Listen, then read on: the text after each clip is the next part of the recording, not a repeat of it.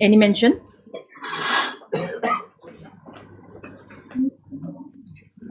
Lordship, with the consent from the other side, I beg to mention item number 4, Lordship.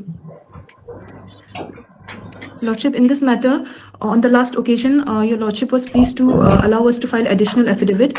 Lordship, we require some more time, Lordship. So I'm praying if this matter may be listed after 3 weeks. Okay. Just after? 3 weeks, Lordship. 3 weeks? 3 weeks. Yes, Lordship. To file additional affidavit, Lordship. Then, yes, matter be some part heard just after 3 weeks order for them. Yes. Lordship, also, Lordship, I beg to mention item number 10. Lordship, item number 9 and 10 are connected. I am appearing in item number 9. For You the have department. objection? Lordship, it's a joint request. 9 and 10? Yes, Lordship. Lordships, I'm the petitioner in these two matters, Lordships. Why you? I have appeared for the first time today. Okay, very good. So since we'll give you that concession just after 2 weeks. Lordship, let it be 3 weeks. After Lordship. 3 weeks. Lordships, interim maybe Then extended. what if I need to continue? 9, 10. Obliged, Lordship. Highly obliged, Lordship.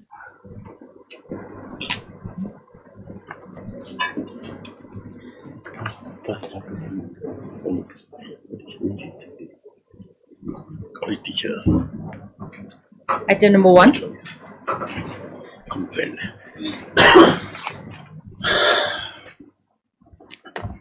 Yes, MS Minister. Yes. Lordship, we've received the I have rejoinder. filed the rejoinder in respect of item 1 and 2. Yes. And in respect of 3, I will file within a day or two. Respect 3. 1, 2, 3. for number. Yes. 1 and 2 is Yes, 1 and 2. so it's for admission hearing today. Yes, we can. All admitted for hearing. Where Dr. Muzika? He's in courtroom On number next. 1, Lordship. Lordship, since we've received yesterday the rejoinder, Lordship, so I it will will be read- taken up. You wanted for admission hearing on to admit for full hearing. Full hearing. Full hearing. Full Yes. hearing. Then the Yes. parties submit that things are complete. Number 1. Number 2, upon it's a matter for hearing after 3 weeks. After 2 weeks, my lord. That'll be 3 weeks. Okay. Okay. Much obliged. And In the meantime, I will submit. yes. Number 3, Ms. N. Das Gupta pays funds allowed further 2 weeks time to file. Okay. Interim order may continue. File rejoinder just after 3 weeks. Yes. Interim orders if any to continue. Much obliged.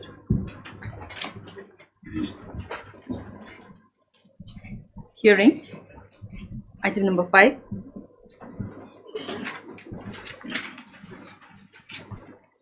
Yes.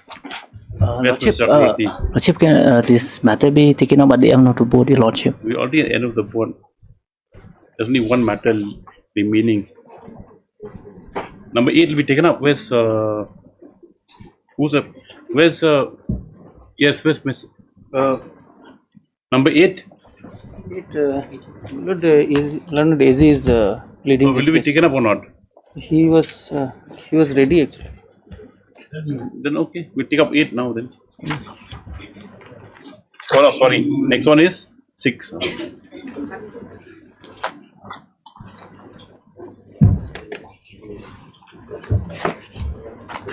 So Saraf, we take 6 first. We take up item number 6. Yours item number 8, I think. Lordship, may I please, Lordship, kindly take up this matter at the end of the board, Lordship. Becomes very difficult when the board's already over. What to do then? Well, it's You start. I can start. You take down notes. We have, what is your? This is that pension, the provident fund matter of these teachers, my lords. For my lord's convenience, we've prepared a compilation of the documents, my lords, which are already part of the record. Too many things have happened, my lords, since the matters come back. But is the basic cause of action still alive? Yes, or yes, my lord. Has it changed? My effort Has- will be has to. the dimension changed such No, that no, the my cause lords. action arisen and whether No, my lords, this- that is what is sought to be your projected petition now. can address Yes. Developments? Yes, my lords. You're certain about that? Yes, my lords, I've examined it. And my limited endeavor today would be, my lords, only to show why in the original matter, my lords, this entire matter can be decided. Because what they have now, what is the cause which is now sought to be projected by the state is, well, it's that there is a new scheme which they published. If you are aggrieved by that, you go before, we'd have to come before this honorable court with a fresh cause of action. That's not the case. What has happened here is, well, it's, if I may first draw your lordship's attention, this is the compilation. My lords, it all emanates from this remand order passed by the Honorable Supreme Court, my lords. This is dated 24/8/2022. This your lordships would find at page 1 of my compilation.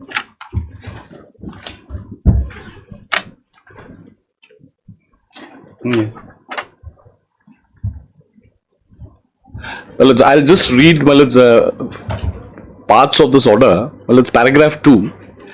By the impugned judgment and order, the division bench of the High Court had issued the following directions. This is relevant for our purposes, my lord, so I'll read it. For correction of contributory fund immediately with retrospective effect, as per the Contributory Provident Fund Rules India 1962 and the Assam Deficit College Employees Pension Rules 1998. 2 is relevant for our purposes, my lords. Teachers who join service on or after 1/4/2010 can be given the benefits of the new defined pension scheme with effect from 1/4/2010 instead of 1/4/2018. And teachers who retired joined prior to 1/4/2010, as well as those who are still serving, and also those who retire after 2010 till 2018, and in future, the benefits of the Assam Non-Government Deficit Central College Central Pension and Provident Fund Act 1997 with Assam so-and-so shall be given with retrospective effect. Now, well, it's the directions at 4, 5, 6, 7, 8 have all been set aside by the Honorable Supreme Court, my lord, so I'll skip this. I'll come to 9. In case the government fails to correct the contributory pension, provident fund and other directions as directed above, they will have to pay the pension to the government deficit so-and-so and staff as per pension rule applicable to the government so-and-so. Now, let's, I'll skip this. And if your lordships kindly come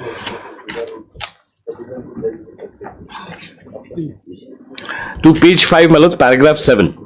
Again, you people have put something which is not my copy. I'll first take your lordships to paragraph 5, my lords, at page 4. Yes.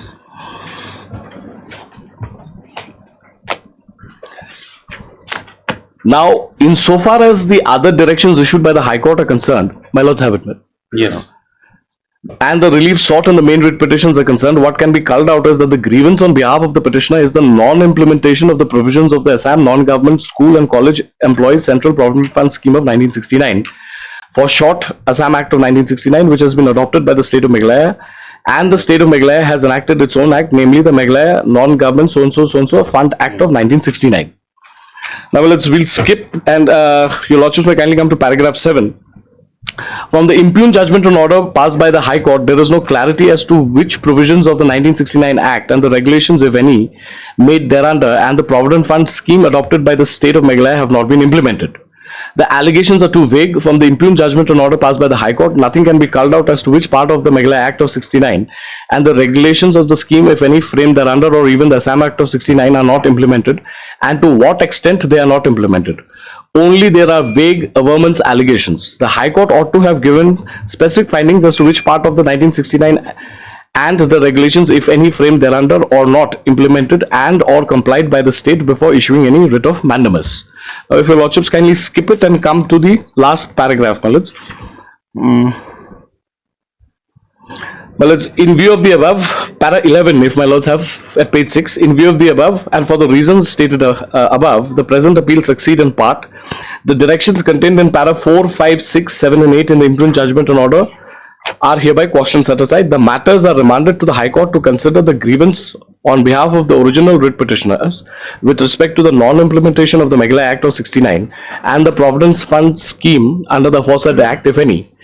To the extent it will be open for the original writ petitioners to amend the writ petitions, to which it will be open for the state to file a counter. However, it is specifically made clear that the remand shall be only to consider the implementation of the Meghalaya Act and the Provident Fund scheme framed thereunder, if any, only, and the High Court on the basis of the pleadings even after the amendment to consider which part of the Act of 69 scheme framed under Meghalaya Act has not been complied with by the state and to what extent the same are not complied with. Only the aforesaid purpose, the matters are remanded back to the High Court.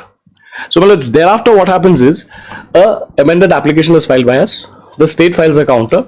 The next relevant proceeding, my lords, would be the order dated 22/3/2023, which is at page 9 of this compilation. My lords have it. Yes. Well, it's recorded, my lords. Some middle ground may have already been found by the state. Submits that the process of preparing a scheme which would be acceptable to the petitioning association. My lords, on behalf of the association, it is submitted that the notification of any scheme would by itself cover sufficient ground, but the major issue will even be that the teachers who have been in service for long may lose out. The association suggests if a draft scheme is prepared by the state and forwarded to the association may put its inputs which may be acceptable to the state. Since the state readily accepts the suggestion, the state is requested to so and so. Thereafter, my lords, what happened is, now I will take your lordship straight to the Act. The Act is at page 11. Because I'd have to demonstrate, my lords, what had not been complied with, what has been done. Now at page 11, if my lords kindly see, this is the Act, and I will take your lordships to section 4 at page 14.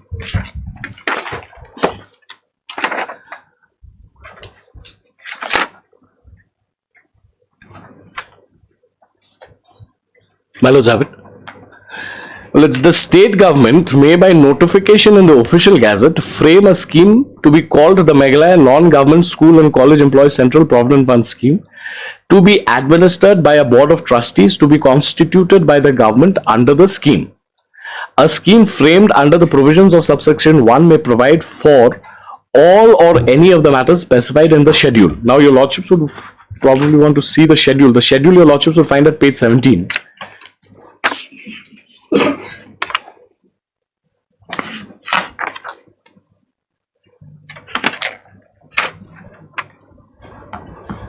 Yes. The constitution of a board of trustees with 4 nominees of the government, of whom 1 shall be the chairman, 5 representatives of the employees, of whom at least 1 shall be from aided colleges, secondary schools and elementary schools. 3. 1 person having special knowledge in banking, investment, etc. to be nominated by the government. The appointment of the officers and servants of the board and the service conditions, the manner in which the account shall be kept, the preparation of budget, audits, so and so. The conditions under which withdrawals from the fund may be permitted and deductions may be made, the manner of investment of the whole or any portion of the fund in government securities or otherwise by the Board of Trustees, and consideration of various retirement and other benefits to the subscribers with the previous approval of the state government. The form in which employer shall furnish the accounts and various other returns to be furnished, the register so and so, any other matter which may be necessary for the purpose necessary or proper for the purposes of implementation of the scheme. Milord, I'm sorry, Milord. This compilation has been handed over in the morning only, Milord. And if it would have been handed over yesterday, I would have a scanned copy. These are all mallards. If my friend insists. You are referring to, I am not able to read. No problem, mallards. While I am giving the page number to my lords, I will also give the page number of where my friend can find the document. No, but he doesn't have the compilation. These are I don't have compilation. I will refer it from compilation only. It should have been given yesterday. No. What I'm submitting is, my lords, because these are documents which are taken on all fairness. But the thing is that you see, if it is more expedient. Well, it's what I'm suggesting is. You should have just made a soft copy and sent it. To have been done probably. That will be in all fairness, Mr. Paul. True. Hey, I quite. What I'm trying to say. The Lordship may have it on Tuesday. I will argue with his compilation only, my Lord, with the page number and everything. Yes, Mr. Paul. I think you can't. I'm on a sticky wicket on this. What I can do. This compilation has been made only for the purpose of convenience of the court, so that's okay. Of course, but even then, it's in all fairness. It's correct. My friend is correct. In fairness, it's correct. No problem. As the Advocate General has not been supplied with a copy of the compilation on which the Senior Counsel further is petitions relying upon this matter appear again on Tuesday for further hearing. Yes. Tuesday the 14th? No. Tuesday the 16th. Tuesday will be the 16th, Malaj. Yes, 16th. Very well. It will be. Because, well, there's so many affidavits that have been exchanged, we thought we'll just compile it. It's very good. I mean, otherwise, We you will know, have our some own chronological manner. compilation also. We'll share in advance. Yes. Item number 8. Right. That was the other matter that's connected with the same matter.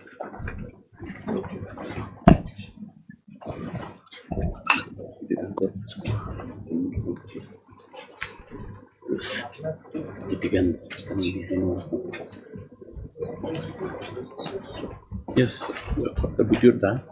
And the board. 8, okay, 8. So 8. And the board.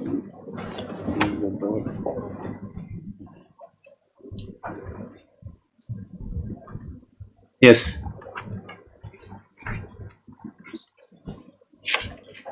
I don't. I have completed my arguments. The learned AG has to reply. Lord, I have filed a detailed written arguments in this case, my lord. When was that filed? Your lordship will find because it was filed when the judgment was reserved, my lord. Okay. Your lordship will have the written arguments which was supplied, already supplied, my lord. See, one thing, you tell your government advocates, like when they file any document, to kindly Yes, my lord. enter the date, or it's 15th September. Yes. Yes, my lord. It was of Yes, okay. 15th September 2025. Okay. 15th September 2025. My lord, Right. before I take your lordship to my written argument, my lord, the point is, my lord, lordship has seen that this is a petition challenging the notices or the scrutiny under 39. After 39, section 39, your lordship in writ petition 60, my lord, your lordship has already seen challenge to order passed after the scrutiny, my lord. So after so cause notice, my lord, order was passed under section 45. They say it was under 55. Our case is under 45, my lord. And now the writ petitioner is challenging so cause separately Act. and the order passed pursuant to the so cause separately under in writ petition 60 of 2024, my lord. The judgment in which judgment has been reserved, my lord. Yes.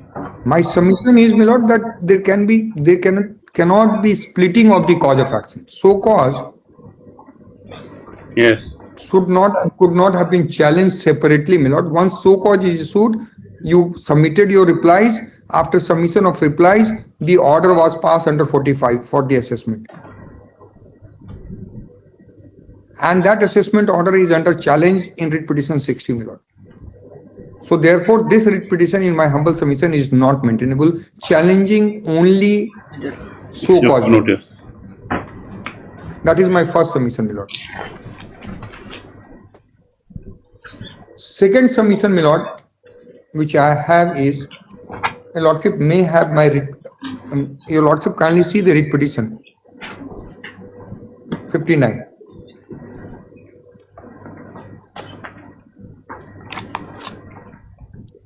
Page 59 is the quarterly returns file of the writ petition, my lord.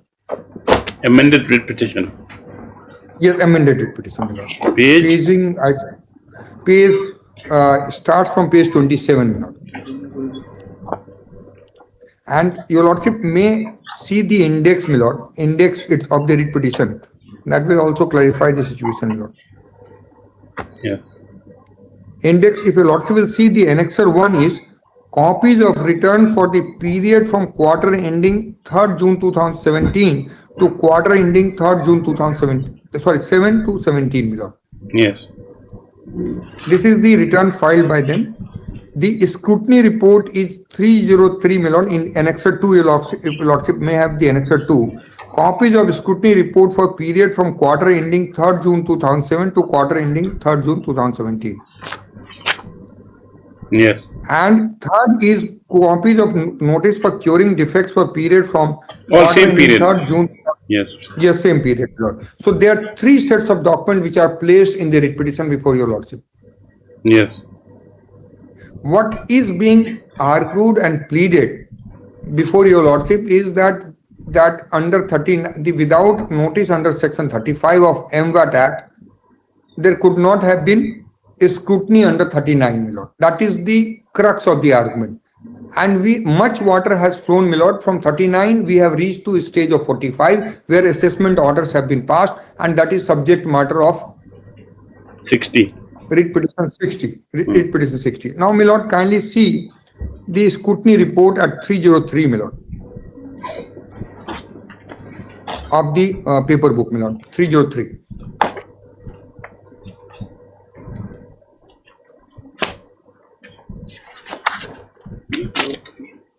Not 303, your lordship has page 303, my lord.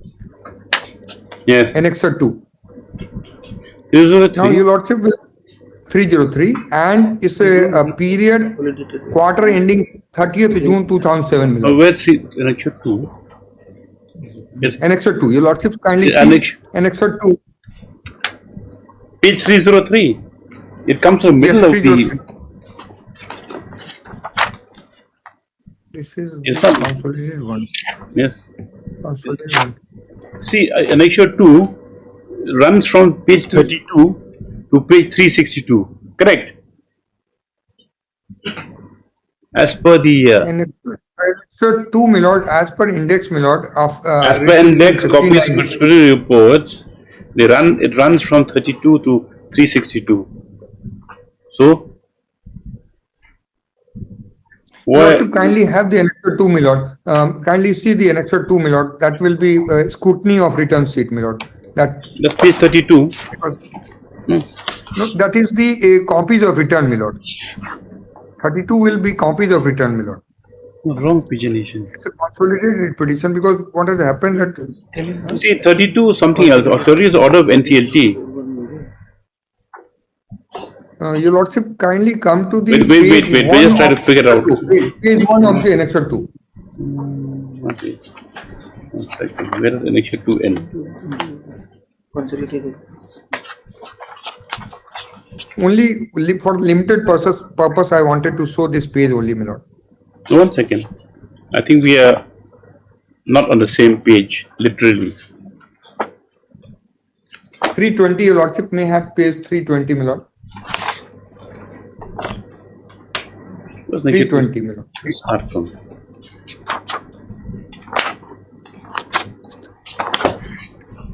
Yes, Annexure 2, 320, right.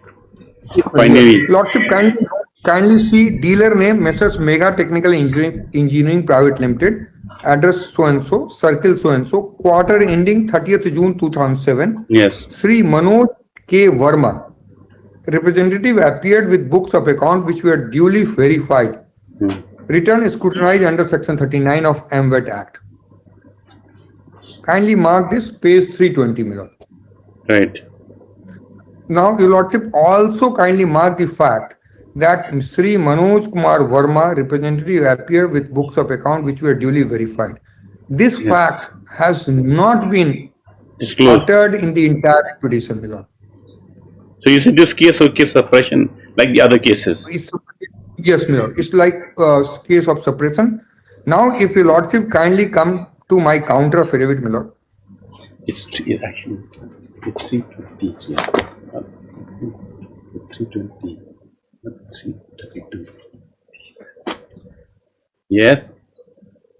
And kindly see page 12 of your counter affidavit. Of my counter affidavit, side by side, my lord.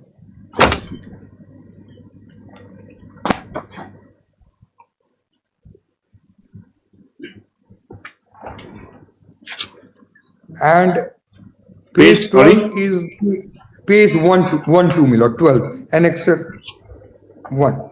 Yes. And the type copy your lordship will find at page 14. Yes.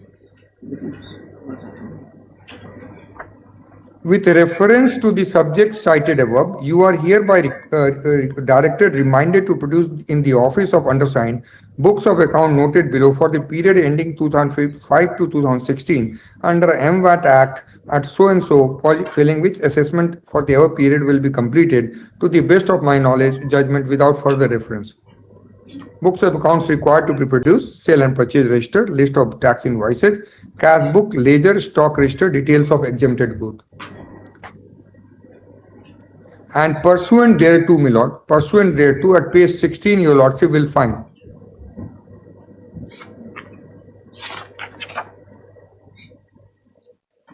Manoj Kumar Sharma. Yes, Manoj, lordship will find at page 16 and foot of the page 23. Return scrutinize. Scrutinized under section 39 of MVAT Act, anomaly found, recorded, SR sheet, issue notice in form 20. Now, these are the, my humble submission, these are the material facts. You are challenging the scrutiny which has been carried out under section 39.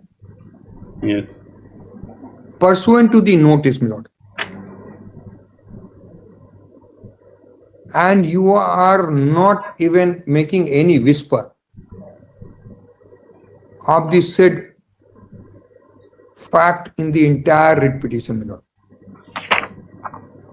One of the... In reply, what have they said? In reply to this...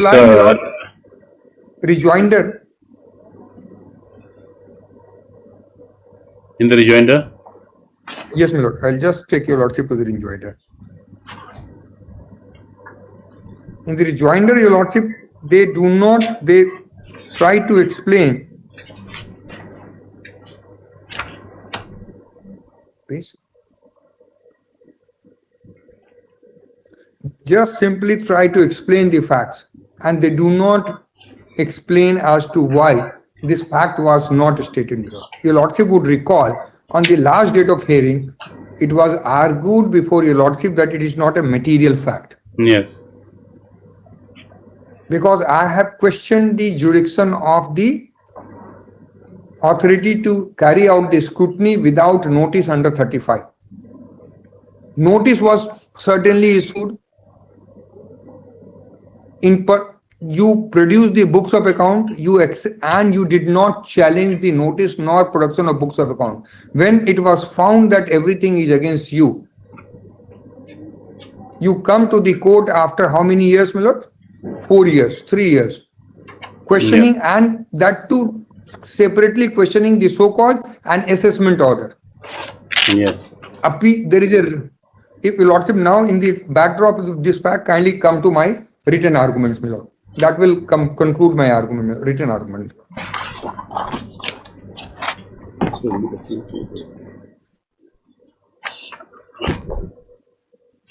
That is 15th September 2025.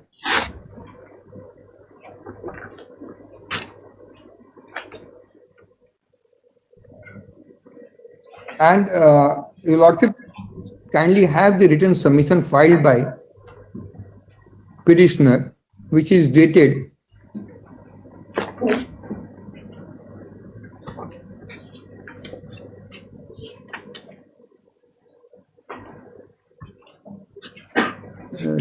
my lord, this is written submission filed.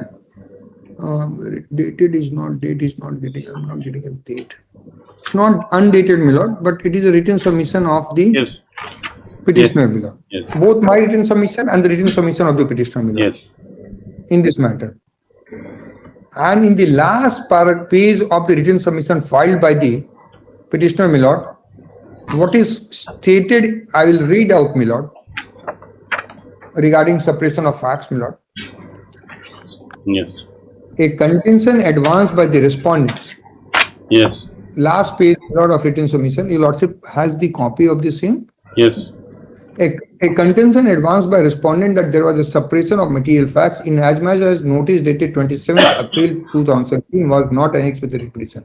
It is respectfully submitted that notice dated 27th April 2017, not being a notice for scrutiny of return under 39 of the Act, rather the same being notice for completion of assessment, the same is not material fact relevant for the purpose of deciding the present writ petition. Thereby, it cannot be said by any stretch of imagination that not mentioning about said notice dated 27/4/2000 in the writ petition application is suppression of material fact.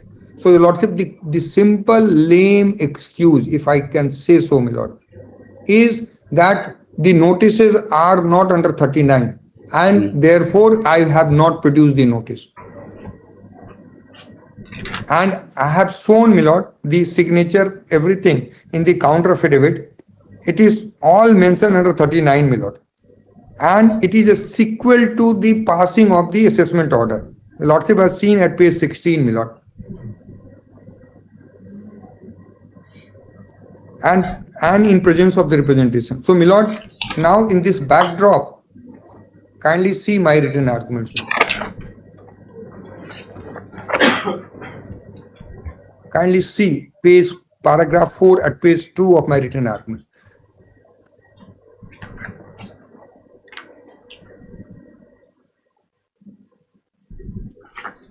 Paragraph 4 and 5 are production of the documents, my Lord. 6.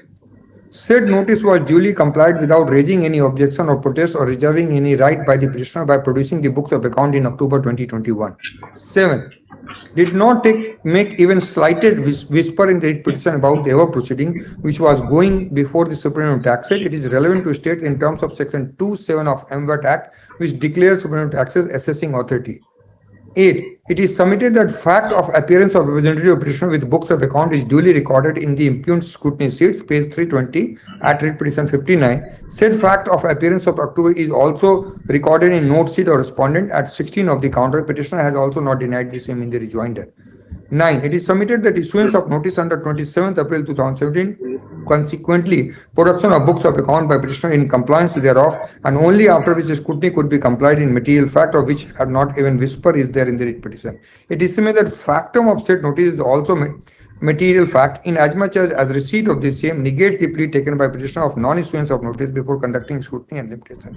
It is submitted attempt by petitioner to misrepresent is quite clear. For instance, para 6 of 11 of the writ petition, petitioner states, petitioner begs to state that the petitioner was surprised to receive a scrutiny report of return sheet issued by Supreme Taxes is Jantia Hill for the period so and so, whereby it was stated that scrutiny of returns of petitioner company for particular was completed in the purported exercise of power under 39, and it was further stated in the said report that the unit of petitioner company was no longer eligible under Meghalaya tax remission scheme.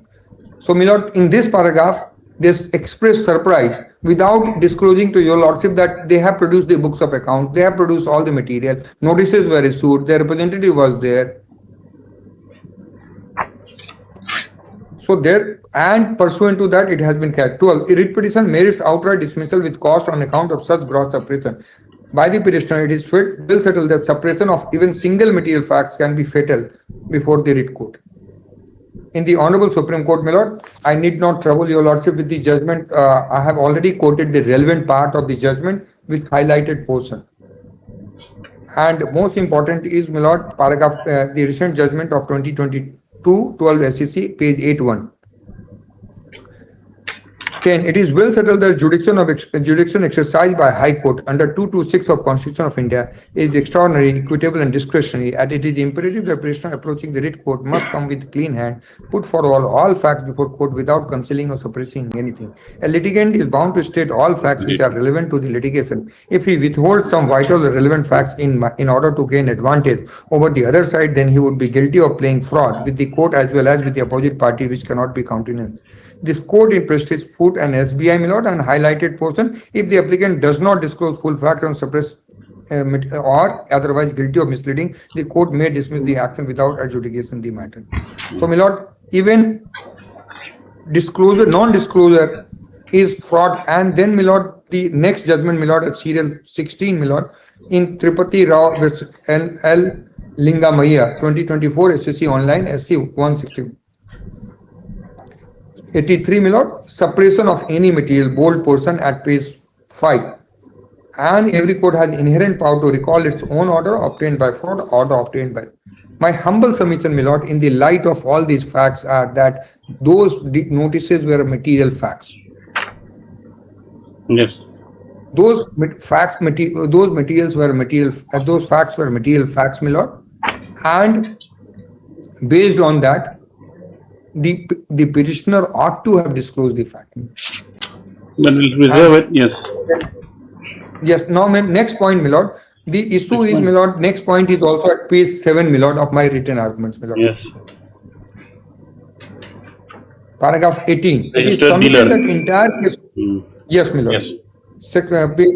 Based on the argument that no notice under section 35 has been issued to the petitioner, therefore notices under section 39 are illegal. It is relevant to quote the pleading of petitioner in paragraph 11 at page 17 of the writ petition, my lord, in respect of issuance of notice under 35. It is respectfully submitted that at the relevant point, petitioner company was duly registered under Meghalaya VAT. Subsection 3 of 35 clearly provides that a notice can be issued by commissioner to furnish returns in accordance with provisions of the Act to any dealer other than registered dealer. My lord, kindly mark the notice to any dealer other than registered dealer. Nowhere in section 35 it has been provided a notice can be issued by the commissioner to any registered dealer. Since in the present case the petitioner company at the relevant time was duly registered under Meghalaya VAT Act, the question of issuance of notice under 35 in case of petitioner does not arise, since no notice can be or has been issued to the petitioner company in terms of section 31. Action of invoking power under 39 for scrutiny and issuing is out and out illegal and arbitrary. See, in other words, my lord, what is being pleaded in the writ petition is that notice cannot be issued under section 35. And under 39, scrutiny cannot be carried out, my lord. You file the return and I can't carry out the scrutiny of the return, my lord. And I will have to accept the return as it is without pointing out the fallacy, wrong or incorrect entries which you have made. That is not the import of the law and that is not the purport of the law also, my lord. I'll show that from the relevant provision, but kindly have paragraph 20. It is the case of petitioner that no notice under section 35 can be issued to registered dealer. Therefore, section 39 must be read in such a manner to be applicable only on unregistered dealer. Essentially, petitioner pleads that any proceeding initiated in 30 against the registered dealer are illegal. 21 million. Even otherwise, the case of petitioner, admittedly, a registered dealer is on the face of it is flawed and contrary to provisions of MVAT Act in as much as section 39 provides scrutiny of return. Under 35(2), every registered dealer is mandated to furnish returns. Therefore, by no stretch of imagination, it can be read that section 39 be read to exclude registered dealer, and there can be no provision of scrutiny of return furnished by registered dealer. It is submitted even otherwise. It is also the case of the respondent that the argument of petitioner of requirement of issuance of notice under 35 is liable to be rejected in as much admittedly petitioner is a registered dealer under provisions of MVAT Act, and upon bare reading of section 35 there is no mandate to issue notice to registered dealer. It is submitted that there is a class of dealers who is registered. A registered dealer is required to furnish the return in the manner which is prescribed. It is submitted that argument of petitioner that notice under 35 is to be registered to liable to be rejected. It is trite law that this honorable court, while interpreting a statute, cannot add words which are not there. Petitioner is essentially praying before this honorable court to read the word registered dealer in section 35. It is submitted that it is the case of respondent that section 35 and section 39 must be read harmoniously, and consequently there is no mandate to issue notice under 35 to registered dealer. There is no ambiguity in section 39 can be invoked independently of section 35. It is submitted without prejudice even when there is some incongruity so far as adding of expression which is not there cannot be done. However, this honorable court can read down the interpret section 35 and 39 harmoniously. It is submitted that without prejudice that upon issuance of notice under 27th April 2017, books of account have been furnished by petitioner and only upon verification and scrutiny has been carried out completely and notices have been issued. Therefore, there is deemed notice also, my lord. Both alternative cases, my lord. If you say that there is no notice, then there is a notice, and this is 2017, my lord. They are coming to your lordship in 2020-24 and suppressing the fact, my lord. Now, next submission, my lord. In the proceeding under section 39 of MVAT Act can be initiated in relation to tax period, because one of the ground was limitation, my lord. And your lordship has heard us at length in writ petition 60, but I'll just briefly recapitulate what I have stated in paragraph 28 to 33. It is submitted that clause 2 of 39 provides that if any mistake is detected as a result of such scrutiny made as per provisions of subsection 1 of assessing authority, shall serve a notice in the prescribed form on dealer to make payment of extra amount of tax along with interest as per provisions of MVAT Act. It is submitted that mere reading of section 39 makes it clear that scrutiny is allowed for each and every return in relation to any tax period furnished by registered dealer. It is submitted that insofar as scrutiny of return and demand of extra payment of tax to be paid by dealer in view of 39 is concerned, the assessing authority has very large scope as section 39 does not provide any limitation period for scrutiny of return, and as such scrutiny of return is permissible for any tax period.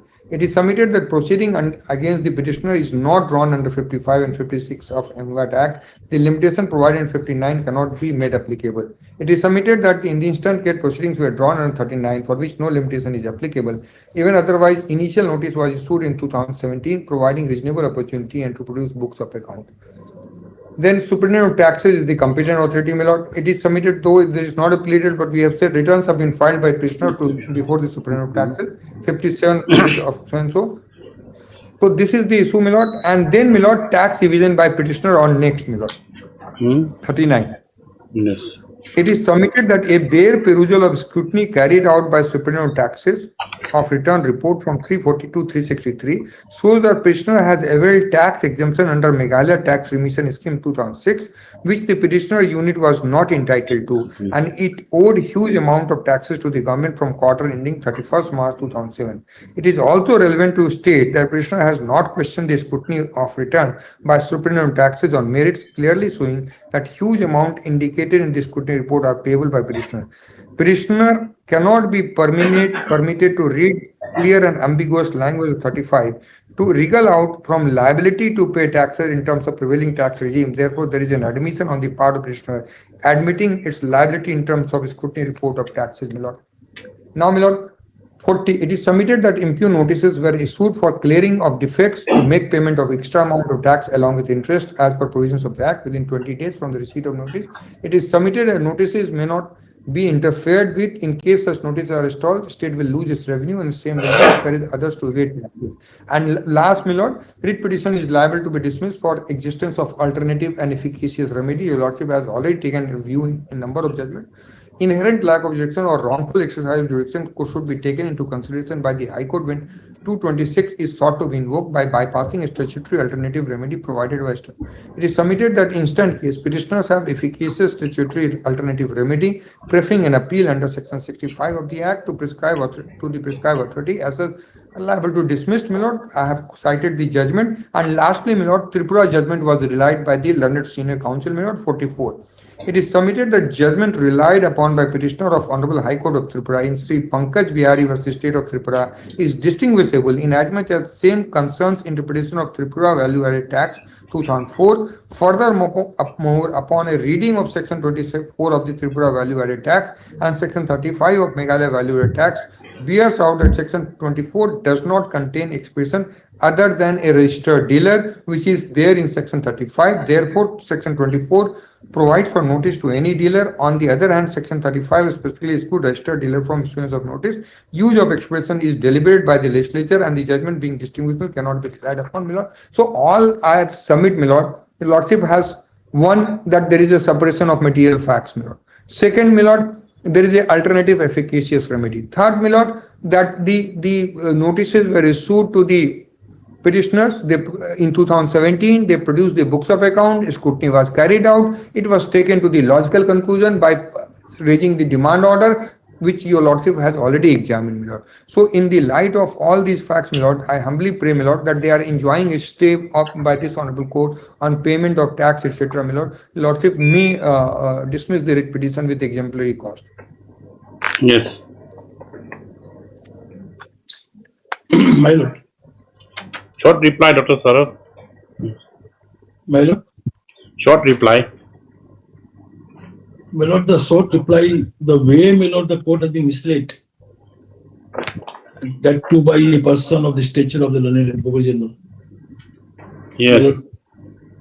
on the suppression part. I do not want to join the issue, my lord. Let my friend argue, but what I have said, because if you are making personal aspersion, Please don't Mr. disturb. Dr. I am making Saraf, my I'm submission. sorry, I have to say. No personal Yes, pressure, yes.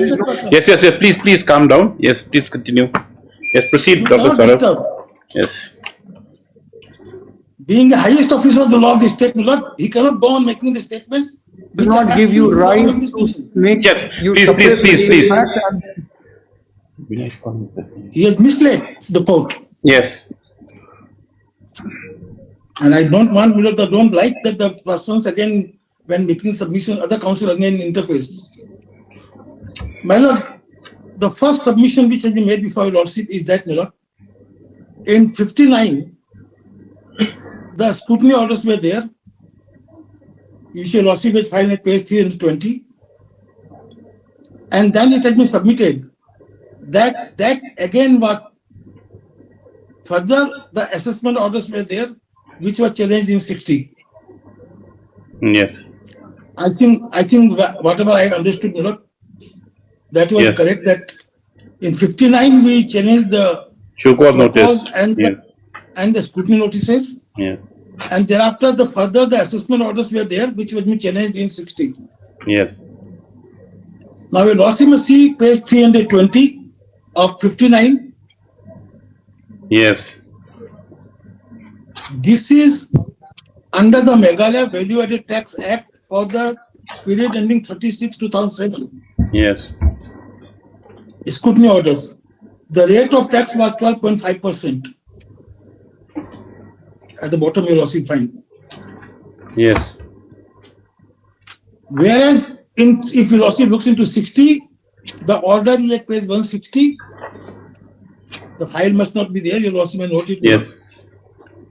For the same period, the order is at page 160. Of this writ petition? Of the 60, my lord, which you also has already heard.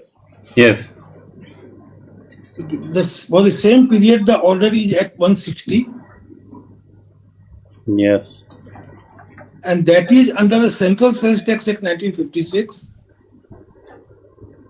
Yes. And the rate of tax is 3%.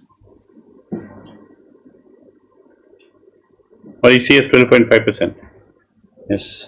Under the Meghalaya Value Tax Act, the rate of tax was 12.5%. Under the CST, it is 3%.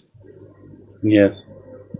So it is not a continuation of the scrutiny orders which were passed in 59. 59 is altogether different, that is under Meghalaya Value Tax Act, and 60 is under the Central Sales Tax Act, which is under 45.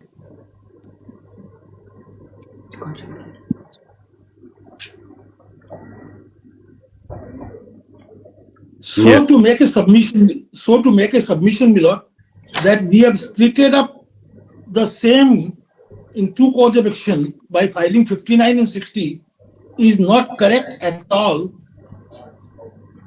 Because if a lordship looks into the demand and all those things in 59 and 60 for the same period, they are altogether different. And the regions are also different. Now, the learned AG submitted that there was a so-called notice. And I have replied, my lord, I have not found from the affidavit of opposition or anywhere that there was any so-called notice or there was any reply. The only notice was the notice dated 27 of 17, my lord, for production of the books of account for the purpose of assessment. And that has been relied on in respect of both the periods, both the petitions. On the last occasion, I submitted for lordship that notice cannot be treated to a notice on the Central Sales Tax Act because that was a notice under the Meghalaya Value Tax Act. Now, in respect of the today's case, my lord, page 59, if your lordship once again looks into the notice, your lordship will find that was not a notice for scrutiny of the returns. That was a notice for production of a books of account for the purpose of assessment. scrutiny of the returns, my lord, the Only one thing, Dr. conditions are- Saraf, please. Then why was this fact not disclosed in petition? It might not be material, No, how- but it is, No, but how- it is, sir. See, but No, it, how it is material, my lord, lordship, even I'm not asking material question. also, but just to make the distinction, if which you are submitting now, to make the distinction very clear, then you could have added these pleadings in your petition My lord, if to you- say that there's other I'm sorry. collateral and parallel proceedings for a different period, a different rate of tax, with central sales tax is different, My and lord, see, it'll make it easier for the court also, because then we don't have to enter these kinds of submissions, then we can go straight to the merits of the matter. Now they Well, make I'm strongest just- suppression. The thing is that now we have to examine that part also, whether it will amount to a real suppression, or whether is it material or not material. So that is totally redundant. If we are coming to the basics, like whether they've exercised their powers in accordance with the Act, that's all. So the only thing, whether they had the jurisdiction or not to issue Notice 35, that is all. Yes. Sorry, I'm sorry. Your lordship is my lord. I must first of Yes. all, my lord, know that what your lordship's view is there, so that I may answer it, Lord. Yes. My lord, your lordship view is that, my lord, even if it was not relevant, my lord, Yes. I should have. But it's in the same in collateral or parallel proceedings, it should have been mentioned. That's all, yes. Make it easier for the court, yes. Yes. My submission is before your lordship is that, my lord. My contention in the petition is that the conditions which are relevant for the invoking the powers of scrutiny have not been fulfilled. You're right. Now, your lordship may say that, my lord, it would have been convenient for the court to examine, but convenience and suppression of material facts are two different things. My lord, when it was the respondents relies on a particular notice that this was a notice, I have replied that this is not a notice. But in my humble submission to my limited knowledge, my lord, this cannot be any stage of imagination which said to be a suppression of the material facts, which is essential for the purpose of deciding a petition. 60. My lord, the respondents may rely on any notice. If that notice is relevant, if that notice is a notice under section 39 of the Act, 9 and I suppress, well, lordship can certainly say that I suppress the material facts. My lord, the lordship may subject to, my lord, my humble submission, my lord. My lord, convenience and suppression are altogether different things, my lord. Day by day, my lord, your lordship is dealing with the petitions, where lordship finds that some petitions, some lectures are not in an annex, which may, my lord, make the proceedings easier. It should have been annexed, but that is not a suppression of the material facts. We never said that is their case. That is their case. But what we feel is that, yes. I mean, why are we arguing, or why would we have to, go into educating a point which you say is a non-issue? So it would have solved the problem if it had been, addressed in the petition itself, that there were those under 39, but these are totally collateral proceedings which do have no, yes. Instead of saying convenience and suppression, you're making inconvenient. Like, and then that is the thing, yes. My lord, inconvenience caused to your lordship, my lord. Yes, inconvenient was, right. Yes. My lord, inconvenience caused to your lordship and convenience of the court, my lord. I fully appreciate, my lord, that the inconvenience has been caused to your lordship, my lord. Yes. But inconvenience caused to your lordship cannot be equated with the suppression of the facts. My humble submission is that, my lord, that even if, well, assuming, my lord, I can only say, my lord, for inconvenience that we are sorry. Right, no, the thing is that we have to examine, right? It's not saying that we have accepted the contention of the respondents that yes, there's been suppression. We have to examine that. I'm submitting, my lord. Yes, but the thing is that creates a certain kind of doubt, is because of this very strong, contention raised by them. And the only thing I can say, my lord, in one line, my lord, if I say in one line, my lord, yes, suppression, even if somebody says sorry, will not do. But inconvenience caused to your lordship, the sorry when somebody says, that will be sufficient. Yes, now, so please continue. My lord, my lordship may first of all note, my lord, the submission made by the learned AG, that in 59, whatever proceedings were there, that was further carried to 60. assessment in That is not correct at all, because 59 is a scrutiny order under the Meghalaya Value Tax Act, and 60 is an assessment under the Central Sales Tax Act under Section 45 of the Act. Yeah. So this is not correct at all. Secondly, my lord, it was submitted that the so-called notice was issued and the petitioner has replied. That is not correct, because the notice which your lordship find, that was a notice for production of the books of account for the purpose of assessment. There is no further so-called notice in any case for Section 39 of the Act. Thirdly, the learned AG argued, my lord, that after 17, because the period are up to 17, after 5 years the writ petition was filed. Yes. That is also not correct, because the period are 2017, but the order was passed in 2023. So once the order was passed in 2023, the petitioner immediately approached this honorable court. So it cannot be said that after 5 years of the period, because I can prefer the writ petition only after passing of the order, the question of the relevance of the period will not be there. Yeah. My learned friend has argued, my lord, that the question of, my lord, the notice under Section 35 will not arise, because the 35 deals with only a dealer who is not a registered dealer. My lord, when the legislature has in Section 39 has made it very clear that 39 proceedings can be initiated only against a dealer to whom Section 35 notice has been issued, then in my humble submission, my lord, it cannot be said that because Section 35 is not applicable in a particular case and thereby Section 39 can be invoked, Lord, that will be going against the express words of the Section 39 of the Act. And as your lordship is aware, under taxing statute, no word, no Lord, whatever is there, that has to be read exactly, and there is no question of that balancing the section and all those things. That is not correct. My learned friend had distinguished the judgment of the Tripura High Court.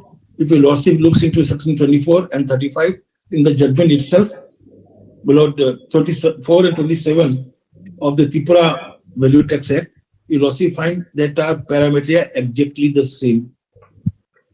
And the court, while dealing with it, has expressly held that scrutiny is not a part of the assessment, and thereby you cannot, by way of scrutiny of the assessment, you cannot do whatever is not permissible as per the Act.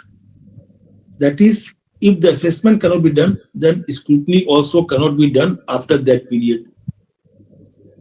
Now, my learned friend has said that the appeal is there against the order of assessment. Yes. Scrutiny.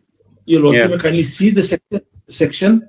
I don't find that scrutiny is subject to an appeal. If you'll also see the section, I mentioned it in my written submission at page 13.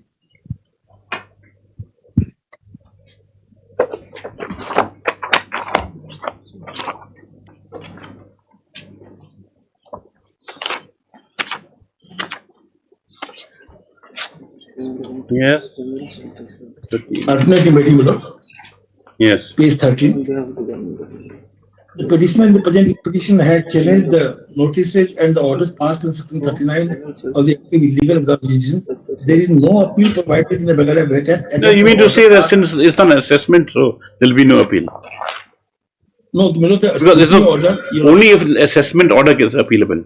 My lord. So scrutiny, there is no appeal. So to say that the scrutiny order was there, he could have filed an appeal. That is also not correct.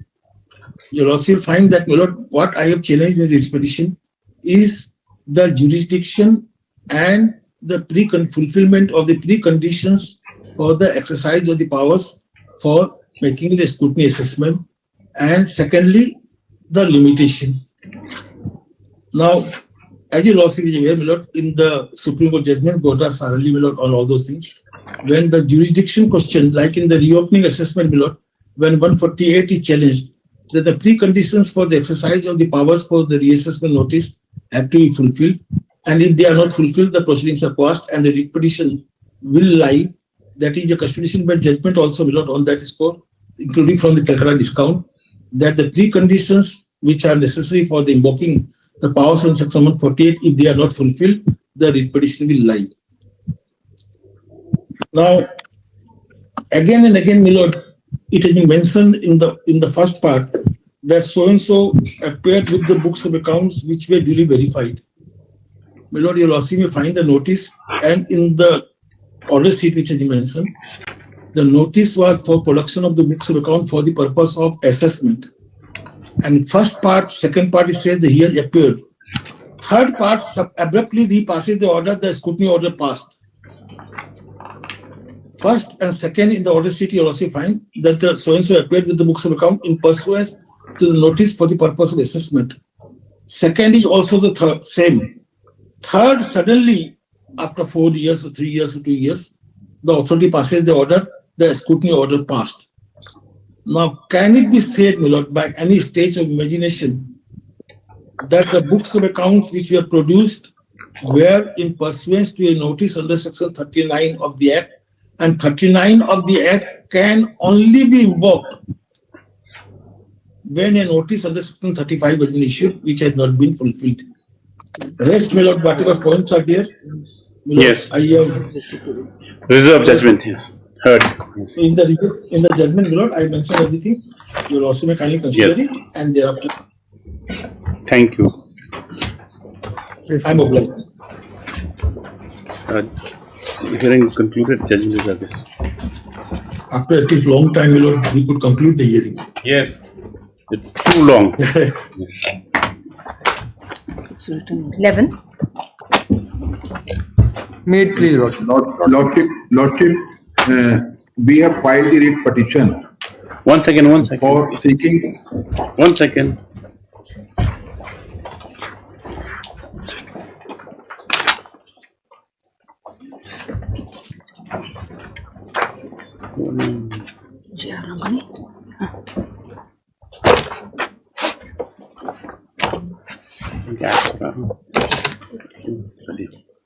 Web file no kata additional.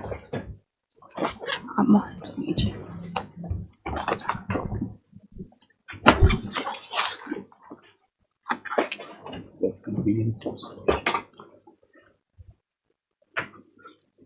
Yeah. Lordship, Yes.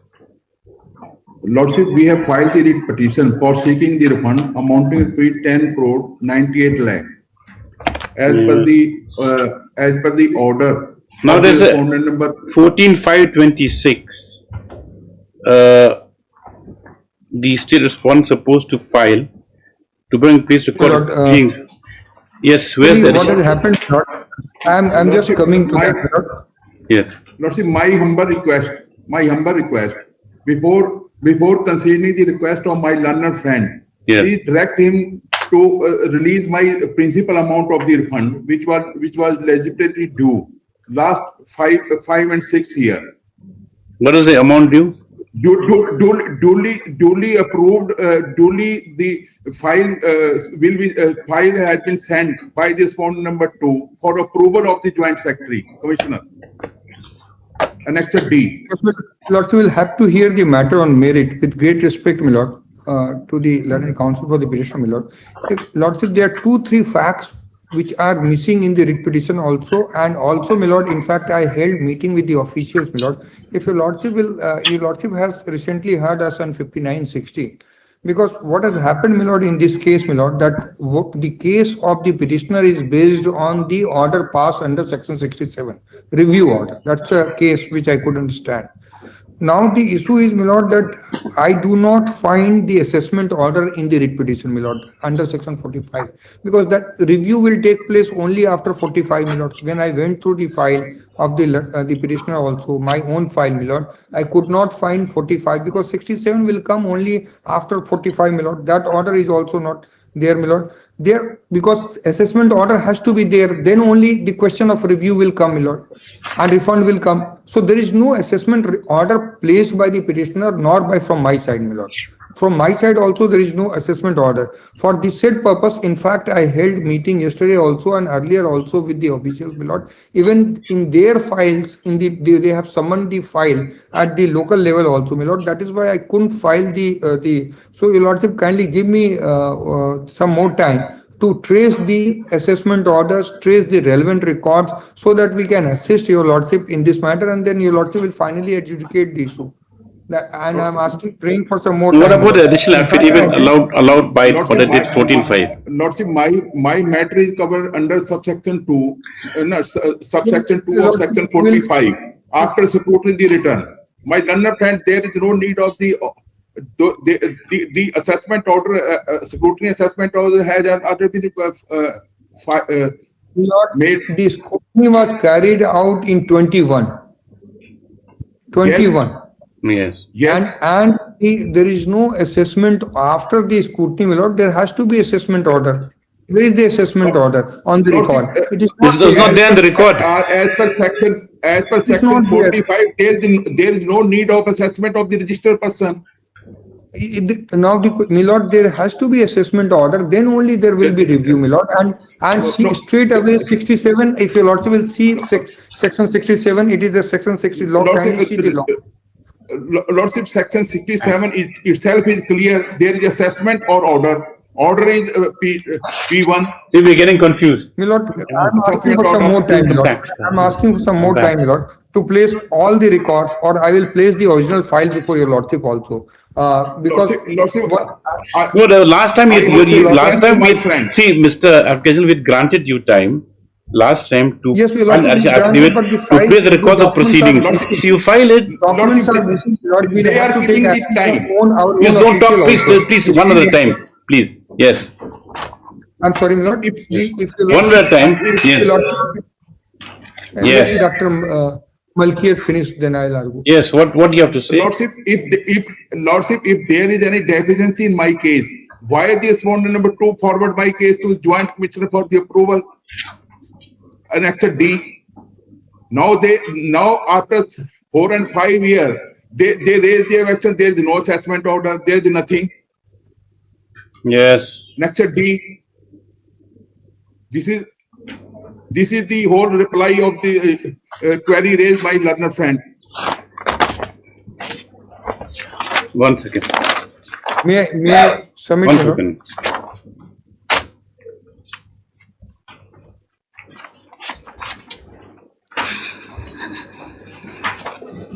Lordship, kindly have page 66 of the page 66. If Dr. Malkiyat has concluded his argument, my lord. Why? 1 second. Page 88, Lordship. 1 second, please.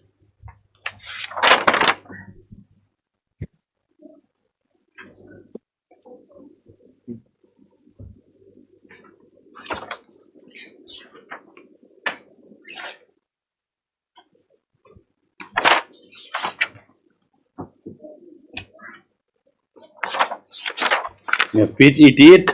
What is that? Lordship, this is the letter written by the respondent number 2 to the Joint Secretary or to the Government of Meghalaya Excise and Registration, Taxation and Stamp Department. Refund of excess tax paid under MVAT Act in respect of the GR Infra Project Limited Fire Brigade is some so and so. The date of the letter is the 17th September 2024. If there is any ambiguity in the document, as pointed out my learner friend, why they respond number 2 send the file to the joint secretary for approval?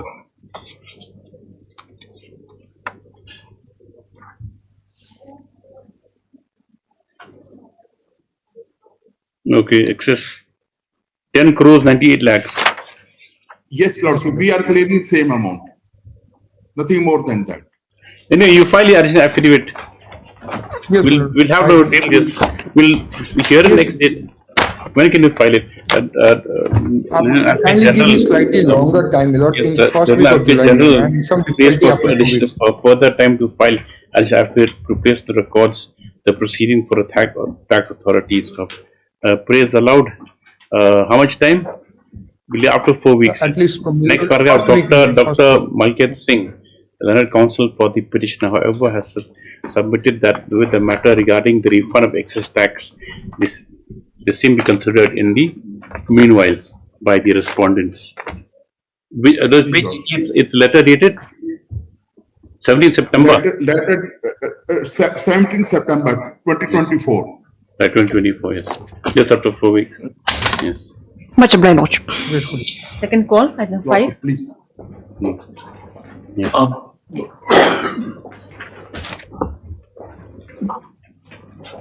May it please your lordship, I am appear for the respondents. Yes, Mr. Bora. Yes. Lordship, in this matter, there I was also heard. We have submitted our written arguments also. And today is two judgments I have placed. This is we've heard you. No, Millard, we have filed written submissions. No, we've not heard but you. oral submissions have But no oral submissions have been made. Sorry, ma'am? No oral submissions have been Oral made. submissions have been. I just want to take your lordship. Yes, yes, of course. Yes. Yes. May it please your lordship. Millard, Against a bank. Sorry, madam? Is it against a bank? Against the bank, Millard. Vijaya. Originally, it is the Vijaya Bank, but now Vijaya Bank has been Bank of Baroda. Bank of Baroda. So now Bank of Baroda is defending the writ appeal. At the stage of the writ petition, it was the Vijaya Bank. I'll just, since we have filed the written submissions in which the crux of the matter has been placed before your lordship, but only one or two aspects which I just beg to take your lordship through the annexures, to show the, if your lordship comes at page 65,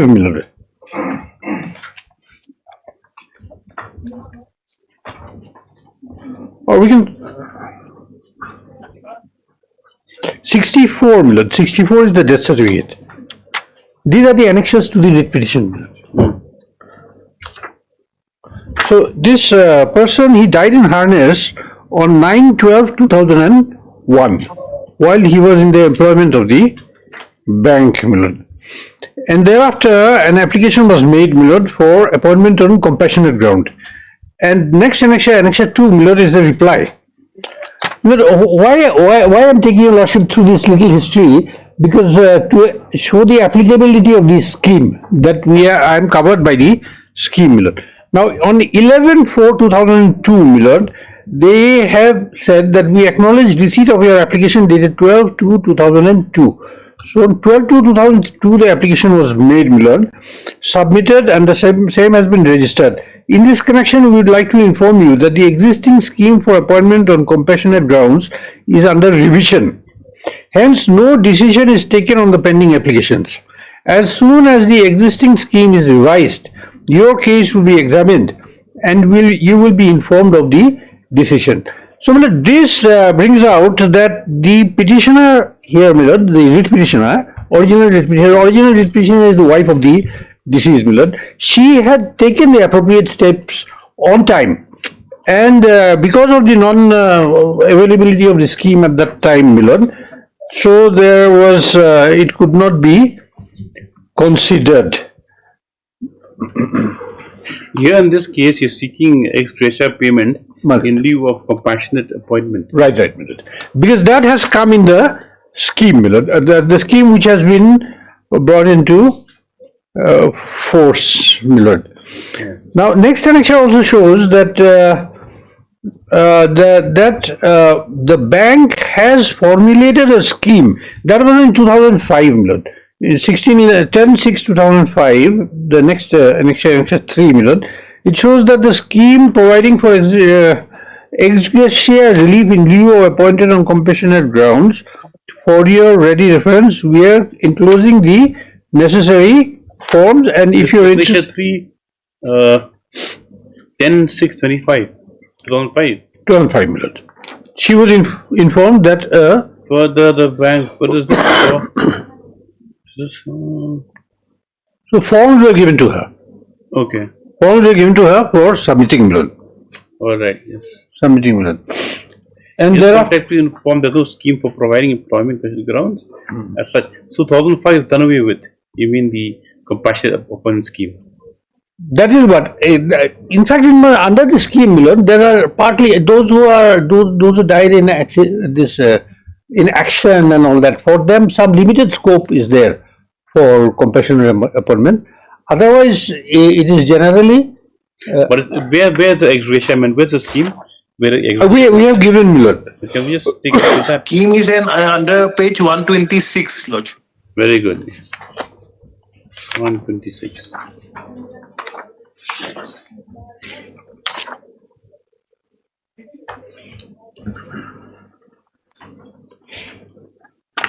Where's the ex gratia provision? Yes, Lodge. Yes. May I complete, please? Yes. May I submit, please? May I complete? May I complete? Then you can come to it.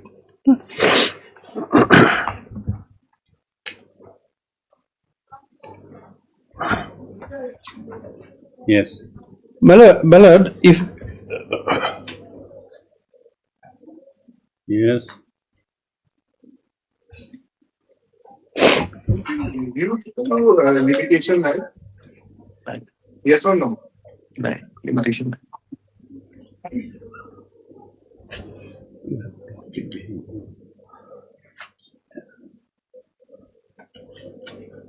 Ballard, applicability of the scheme, Miller, chapter 1, page 132. Yes. And then the meaning of the dependents has been given below. For payment of ex gratia amount for premature retirement, and then in case of appointment of dependents on deceased employee on compassionate ground. Now that is a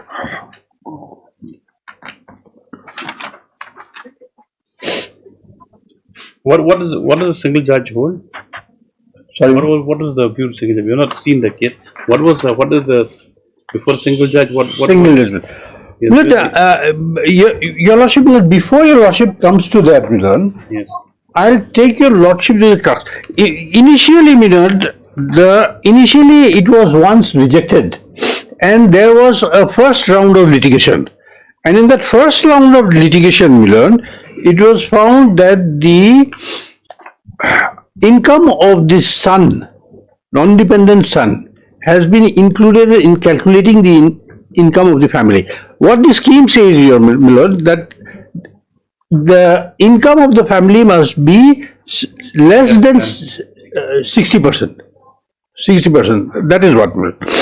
Now, Milord, 60% of the last pay drawn by the deceased person, Milord. Now, Milord, if you come, Lordship comes to page 107, Milord.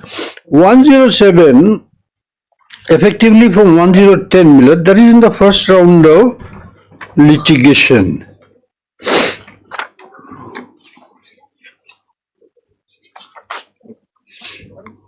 Now, para 7, Milord, a reading of clause 5 shows that the family includes only dependent children, and therefore it may not be appropriate in my view to take into account the income of a non-dependent child.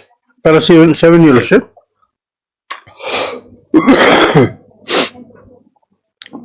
Non-dependent child to compute the family's income for purpose of considering eligibility for ex gratia relief under the bank scheme notified on 4/10/2004. But since rupees 3,000 earned by the non-dependent son is included to compute the family's monthly income to reach a figure of so and so, which is more than 60% of the last drawn salary of the deceased employee, I feel that recalculation of the family income of the petitioner to be excluded, excluding the income of the non-dependent child should be ordered. So in view of the above discussions, the respondents are directed to determine afresh the family income of the petitioner by excluding the income of her non-dependent son. If the redetermination shows that the income of the family is less than 60% of the last drawn salary, the petitioner's claim for ex gratia relief in lieu of compassionate appointment should be considered. So this was in the first round of litigation. And thereafter, correspondences were there.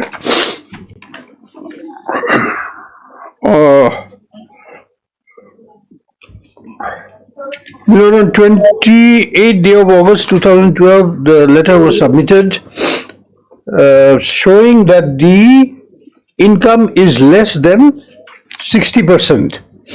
That is at annexure. All other conditions were fulfilled. You mean that suppose compassionate appointment still existed, they would have been given compassionate appointment. The situation at that point of time was imminent that they were in financial destitution. So this ex gratia comes in lieu of compassionate appointment. That means is a sense of immediacy also here. That compassionate appointment given just so that they don't go to penury. So even in ex gratia is meant to relieve that situation. But then compassionate appointments, the delay, the time is a big factor because the economic conditions there'll be a different consideration altogether.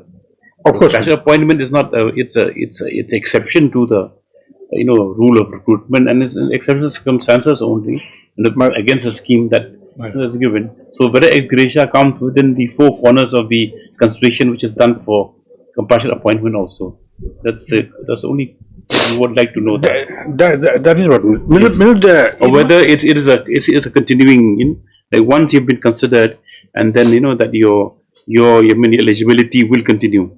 Otherwise, compassionate appointment now is that once there's a long delay, suppose 10 years even, then there's a question of compassionate appointment. Yeah, appointment would not come in. Yes, but whether it's a continuing right. You say that once you've been considered and it's been maybe like you say wrongly rejected for the computation of the. Because when it was wrongly rejected, Milord. Wrongly, that's what he's saying. Wrongly computed first, which led to rejection.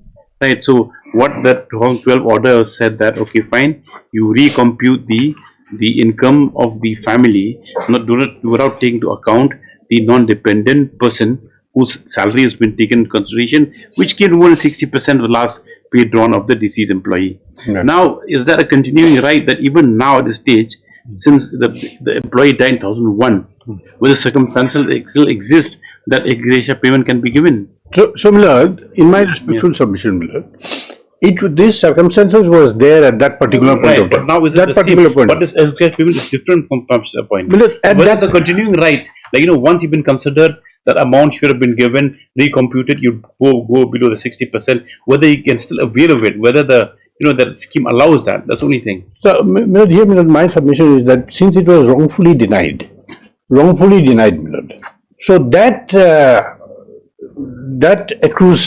leads to accruement of rights, vested rights, Milord, because it was wrongfully denied. If it had not been denied, if she had not applied, if the process had not been set in motion and all that, and if the consideration was not done, then probably not what your Lordship is observing, that aspect would come into play. If it's in scheme of compassionate appointment, the thing is. Only thing is that because it was wrongfully denied. In fact, Milord, the original petitioner herself was died. The wife expired and the son substituted himself in the and it is purely a case of violation of 14, Milord. Equal treatment is violated. I would say that because 14 has been wrongfully violated, equal treatment has not been given, wrongfully denied what she was entitled to. So the son continues to assert. That's the only worry of this course. Okay, fine. It was rejected, but then whether the circumstances which existed at that point of time, when the case came for consideration, whether there doesn't exist anymore.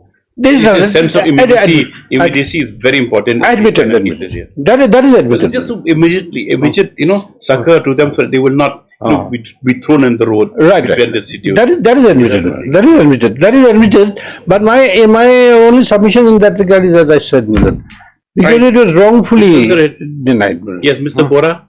So, a little, little remains. So, the crux of the whole thing, if your lordship comes to page 116, 116. 2013, yeah. 116 million? Yes. No, 2013. Now, as per the court order, the monthly family income of the dependents has to be recalculated. It is referring to the earlier order. Hence, you are requested to provide the following details as on 9/12/2001. So, the requisite information would have to be as on 9/12/2000. That is an admitted fact. This is a letter of the bank, Millard. Yes. Bank has written to the original petitioner. The wife of deceased employee. Deceased employee, Millard. And here, Millard, family pension drawn from defense by the dependents and loan outstanding on the date of death of the employee. Now, this family pension drawn from defense by the dependents, this was never considered when the first calculation was done. It was never considered. Because as on 9/12/2001, there was no family pension. There was no family pension as on 9/12/2001, Millard. Yes. Millard, the certificate was accordingly obtained and 9/12/2001. Date of death. Okay. Date of death. So family pension after that. Family pension comes after that. Yes. At that point of time, there was no family pension. And in the first round of calculation of the entitlements, there also they have not considered, they have not taken this into consideration. Now, Millard, in reply to this, it was a certificate from the bank was obtained that as on 9/12/2001, she was not drawing any family pension at all. And thereafter, communications were there. And then finally, annexure 29, that is page 20, page 120, 120. This is the letter by which it was rejected.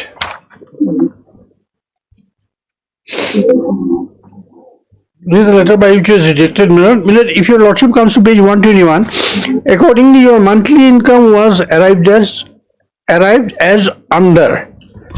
Now, provident fund, gratuity, total so much. Now, family pension from the bank, family pension from the defense.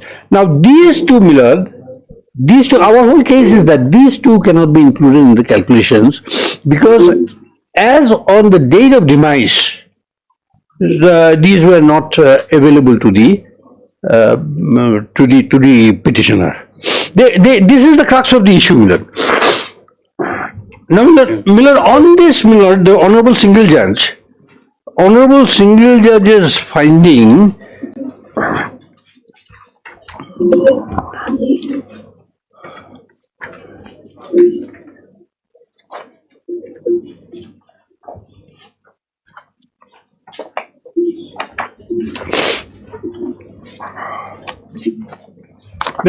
at page 170, Millard,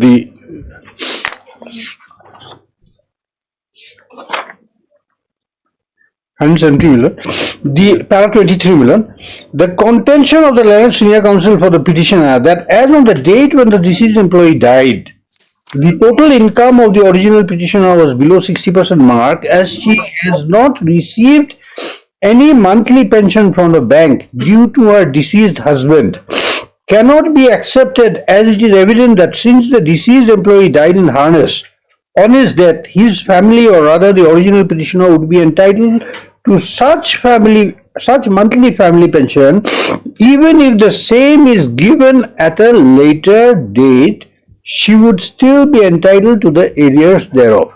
Now, this finding of the Honorable Single Judge, Millard, this we have assailed before your Lordship, Millard, because this was never the case. As on 19/9/12, there was no family pension at all.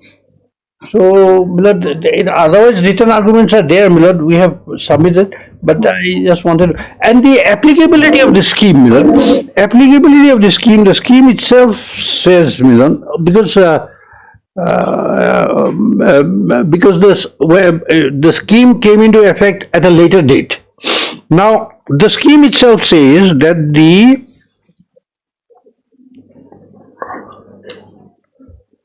at page 157.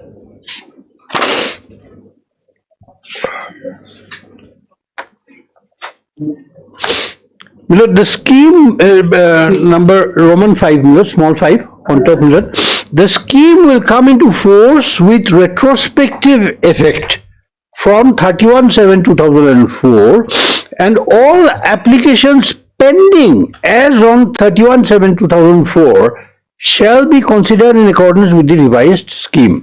Now, we had already approached the bank, and the bank had replied to it. That's why we took after the scheme, we have no issues. The thing is that only that, looking into the rationale behind compassionate ground, and that's the only thing. That I have to admit, that is admitted. She's already deceased also. I think whether it's by the efflux of time. That aspect I admit. Only consideration because and my only submission is that. Yes. Yes. Anyway, yes. My brother says that whether you can inherit the dependency also. Yes, because that is what I am trying to submit, Milord. That a right had accrued, Milord. Right had accrued. Dependent. Now, as a successor, Milord, because the right was as a successor, that right acquired right, Milord. No concept of succession and dependency. That is what the question. If they had not made the application, they have not set into motion, then that would come into force. There are some cases where the commercial ground has been set in motion. Suppose they have a screening committee recommended the case, competent authority rejects it for some other reasons. Then that matter, continues for a long period of time. There is a case recently, I think, from the bench, they would pass the judgment, if I'm not mistaken. Yes. So, whether we look into the what is the exact doctrine or whatever is the principle governing compassionate appointment. It is not. If your lordship's fine, of course. If your lordship, we will determine that. But it's just that you. Yes. If your lordship's find that a vested right had accrued, Milord, yes, that is then the successors would be entitled to pursue that right. Yes, Mr. Bora. May I please, your lordship? Lordship, before I start my argument, lordship, I'll immediately go into the query of your lordship. That is, what is the rationale behind the scheme? At page 130, lordship would see, lordship is very right, because the rationale behind the scheme is to tide over the sudden crisis. It's clearly objective. Yes. It is the principle laid down by the Supreme Court in judgment that so and so the others, that the object of any scheme for appointment of compassionate ground is not to give a member of the deceased employee, family or post, much less a post for a post held by the deceased, but to provide relief to the family of a deceased employee to tide over the sudden crisis brought about by the premature death. Yes. The relief emphasis could be of a nature which would provide distressed family immediate succor and financial assistance to recover from the unexpected deprivation of the income of the sole breadwinner of the family. That is the objective, Lodge.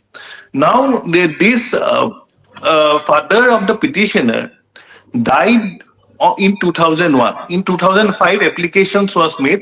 On that time, there was no scheme. On 2010, it was considered, and 2011 it was rejected on 21/6. Now 2012, the first round of litigation came. Now Lordship would see at page 110, the same petitioner at para 7, at page 111, at para 7, claims Bidut Das, that is the present petitioner, claims himself to a non-dependent. Yes. Therefore, now the same petitioner has come. That's what we are that I saying. am That's what we are independent. saying. You see, Mr. Bora, the circumstances, what are the circumstances at the time of the death of the employee, and what are the circumstances, what are the, now, whether those circumstances exist, or whether they can continue to exist, whether immediacy exists. That's the only thing.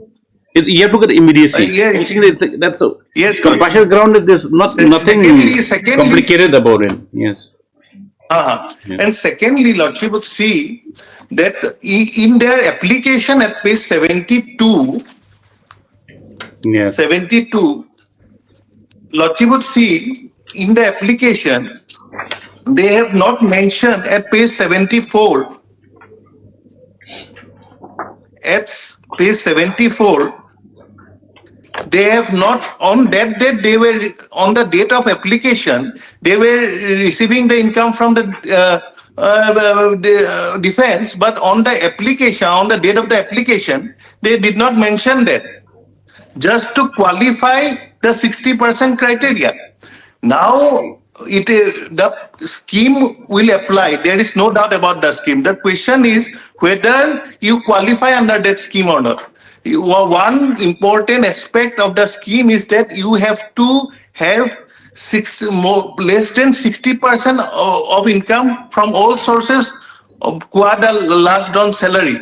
Now the bank finds that they are 60% or more, and this income from defense is not only suppressed here. The Lordship would see page 89 for once, while obtaining the income certificate. Lordship would see the page 89 while obtaining the income certificate from the DC, and page 91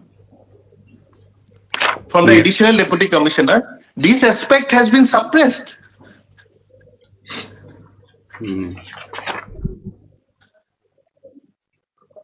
Thirdly, Lordship. Yes. Lordship, now the final thing is that in 2001 his father has died. Now the original applicant, his mother, has also died. Now whether your Lordship was correct, it is a non-heritable right, Lordship. It's an relief for an extraordinary circumstances. It's an exception to the general rule. Moreover, if you qualify under the scheme, you get it. If you don't qualify, you don't get it. Now Lordship would see the judgment. For once, Lordship would see the judgment. It not because of it is because of their admitted pleadings, their judgment has been dismissed. Lordship would see the judgment for once. At para 21, at page 169.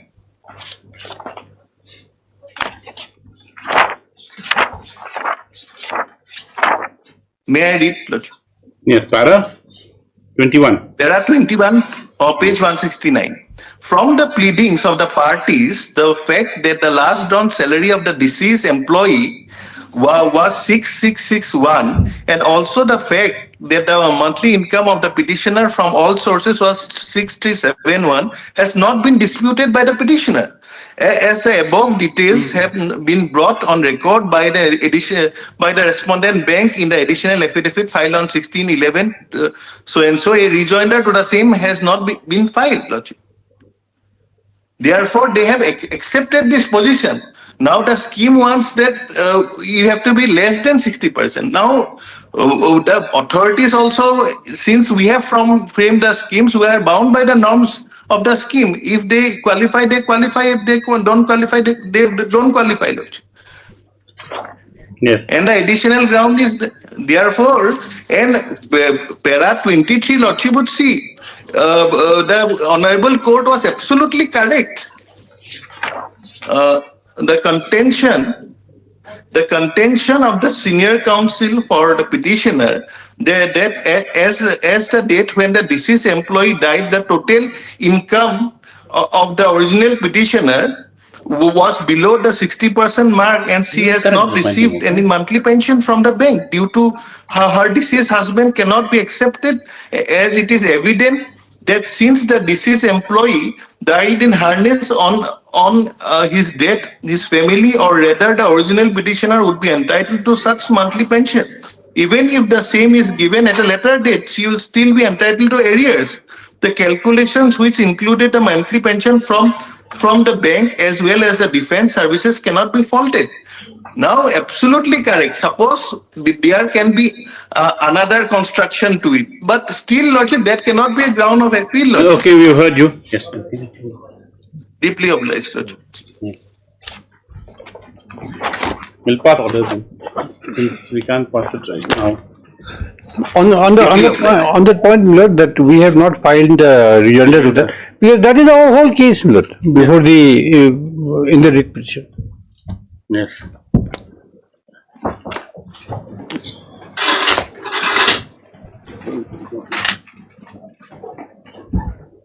Deeply obliged.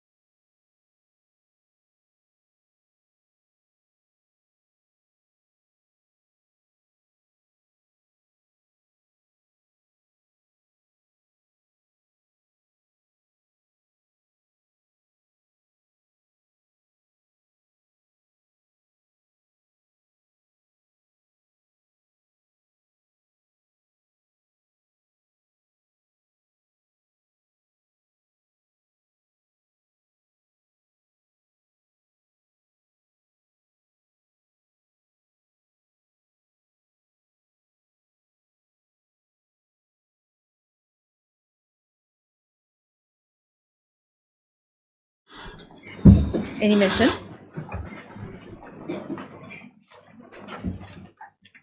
If you may please, Your Lordship, I beg to mention item number 54, 55 and 56. They are connected matters, Your Lordship. Praying for 2 weeks' time.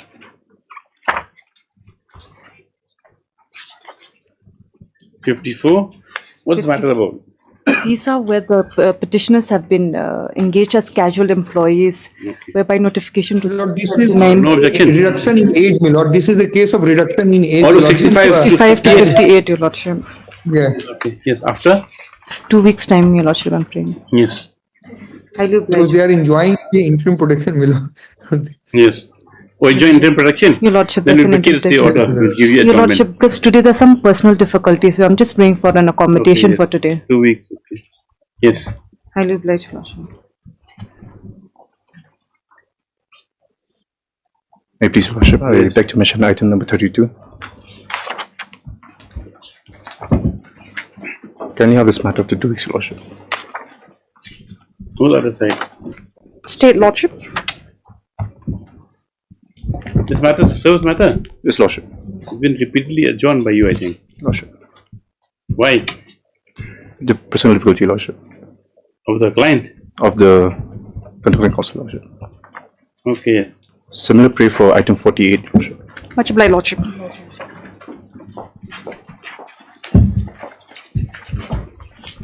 I'll start. Lordship. For respondent number 3, SBI. No, no. This is a reservation. matter. Reservation. No objection. No objection. Here for bank. Yes, Your Lordship. Vice respondent. Yes. Right, Your Lordship.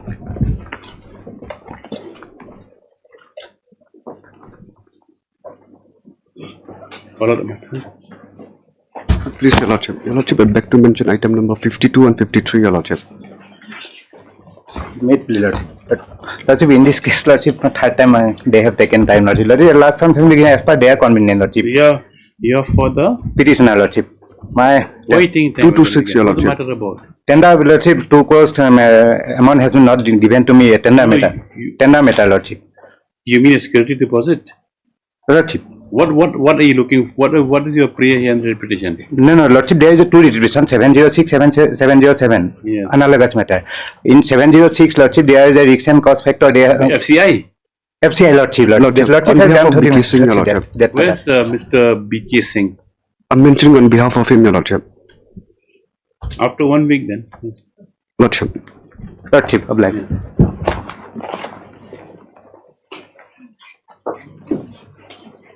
Yes. May I please, Your Lordship? I beg to mention item number 31, Your Lordship. I'm praying for 2 weeks' time, Your Lordship.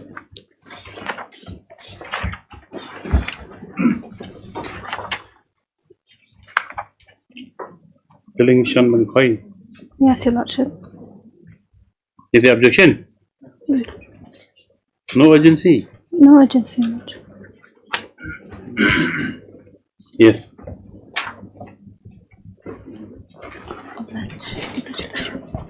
Yes, my lord. My lord, I'm mentioning item number 25 to 31. I think 31 just mentioned another 30, my lord. My lord, these are transfer matters. 25 to 30, my lord, and also 20 to 24. Yes, These my are the lord. Transfer matter. Your lordship has already heard this matter. Oh, where's the council? They wanted my to lord, file there. Wanted to file there. You are appealing to the council? My lord, No, we already this matter. No, we I can't do understand, any my longer. lord. And sir, my lord, I got instructions this morning from Miss Nongbi. Miss Nongbi had to leave immediately to Guwahati for a medical emergency. That is the reason why we're mentioning, my lord. No, she has to file only her notes under submission. Yes, my lord, they are ready, my lord. But my lord, she just file it. mentioned. We'll go ahead. My lord, give us 2 weeks time, my lord. She's gone to Guwahati, my lord, for a medical emergency. This morning she messaged me. Okay, whatever connected matters. We'll file. This is, my lord, item 20 to 24, item 22 to, my lord, 30, my lord. Yes, my lord. Just give the numbers to the. We'll do that, my lord. 20 to 30. Yes. Most obliged, my lord. May it please, Your Lordship. Lordship, I beg to mention item number 33, my lord. I'm praying for 2 weeks' time now. Permission, my lord. Yes. Team leave, Lord. Very much. Supplementary list item number 1.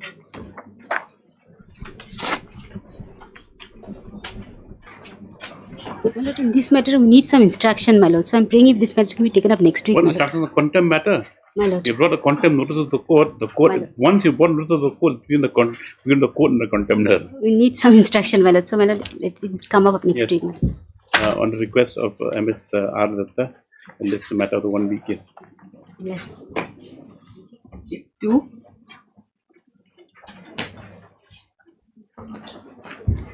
Wait, please, my lords. This matter had come up with my lords yesterday. Apologize, my lords, it's not there. Limited issue is, my lords, some departmental inquiry has been drawn up against me, my lords. And I'll just take your lordships to the statement of allegations that have been given. If my lords kindly have a look at Annexure 4, page 17, my lords. Yes.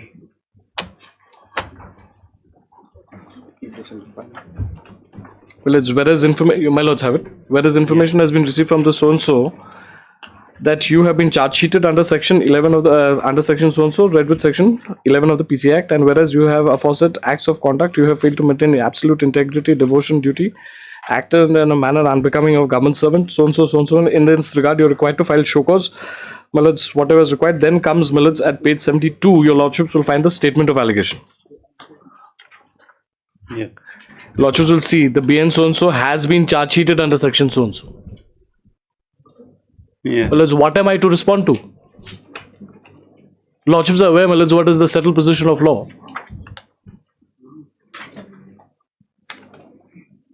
Merely, my lords, it would be a new cornerstone in service jurisprudence, my lords, that filing of charge sheet per se, my lords, is a misconduct. Or what are the allegations against me? There is nothing that I can respond to.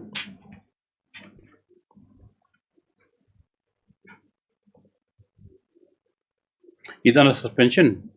Yes, he has been placed under suspension along with this. Since? It's 5-5, my lords. What is the suspension order? The previous page, Annexure 3, my lords, is the suspension order.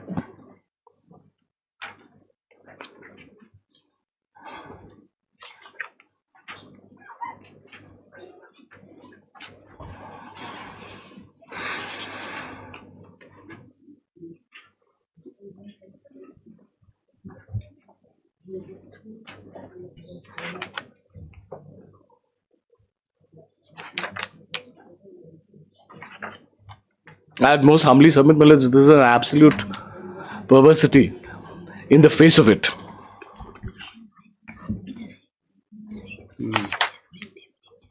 Now, what is this? Next year, this is a express. I'm sorry, my lords. This is what is this next year at page 44? This is the size. That's the charge sheet, my lords. In the criminal case. Yes, yes. That's the charge sheet, my lords. Otherwise, also, my lords, the law requires that your lordships are aware that if the limited case of the state is, my lords, that the charge sheet, simply because I've been charge sheeted, my lords, I have to be suspended and some DPs to be drawn up against me, that cannot be done at this stage because that would seriously prejudice my defense in the criminal proceedings. Yes, Mr. Shulai. May it please your lordship. Lordship, kindly have page 28. Yes, I'm right, page 28. Lordship, kindly see your lordship the transaction, your lordship. No, but there's no way been now you're planning to run a parallel departmental inquiry to the criminal case. No, your lordship, lordship, there is no bar. What was the intention of the lordship? Kindly have page 76 then. That power is clear. Now your you're lordship. saying that the bank transaction analyzed, meaning what that imputation is character, but it's already been charge sheeted. This is a charge sheet. Lordship, there, in my humble and respectful submission, your lordship, there can be no bar, your lordship, to. There's no bar, but then that. We initiate a departmental proceeding against him, against the writ no petition. bar, but look, there's still allegations. The allegation, your lordship, lordship must have seen that bank transaction statement. Whether that can be looked into. Whether that can be looked into, the foundation of that inquiry is as a statement of allegation. It doesn't say a whisper. Maybe. I'm not saying that. Maybe. What am I required to respond to? Your lordship is a member of a discipline force. I will just make. That is not a legal submission. Page 72, your lordship will say what kind of inquiry can be made on the basis of this. Kindly have page 76. That is the the Meghalaya Services Discipline and Appeal Rules 2011. If Lordship kindly have 6C, where a case against him in the appointing authority. Fine, that's Lordship. all right. So that power is there, Your Lordship. If it's That power is there, Your pending, Lordship. he can be the power suspend, yes. But then what he's challenging is the very basic. That means your show cause notice, which is which is to come with certain allegations, which he will give, because the parliament proceeding can be an independent proceeding, correct? Lordship, yes. Now he has to be known as to what he has to reply to. Lordship, let me have instruction. This sheet must have been part of the show cause also, Your Lordship. We'll have it. Well, I'll just draw Your Lordship's attention to one page. Power is there, Your Lordship. If my Lords kindly have a look at power is there, but how you exercise the power? That's the only thing. Whether it's lawful or not. Well, the question I ask myself is, on the basis of this statement of allegation, what inquiries to be made? Yes. And Lordships may kindly have a look at 78. These are very same rules that my learned senior is referring to, Rule 9, my Lords.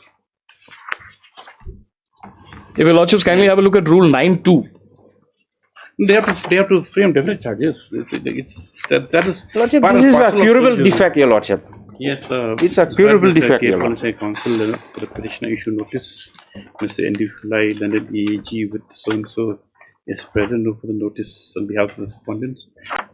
This is a matter after 1 week for instructions or actually. Well, it's still then some protection because has been placed under suspension. No, I'm not asking for stay of the suspension, my Lords, because the difficulty as well as under this notice I was required to file my show cause. That time period is, so your Lordships may keep it in suspension for the timing for a week. No, that will then be corrected. We'll hear it. You come in instruction, then we will. Lordship, yes. It's a curable defect. Your Lordships may allow me to renew my prayer. Your Lordships may allow me to withdraw, renew my prayer for interim protection with him next day. Yes. Lordship. Oblige, Your Lordship. Sorry. A prayer for interim order will consent next date. 1 week. What is this, Mr. D? My Lord, I'm for the third time before this honorable court, my Lord. My Lord, I was in the gradation list, my Lord. I was the senior most, my Lord. But by giving a retroscopic effect to an order, my Lord, they have effect. Yes, to the gradation list, my Lord. Now I am a junior, my Lord, to the private respondent.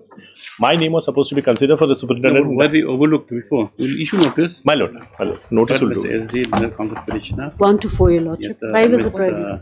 5 will take steps, my Lord. And then the EAG. 1 to 5, Your Lordship.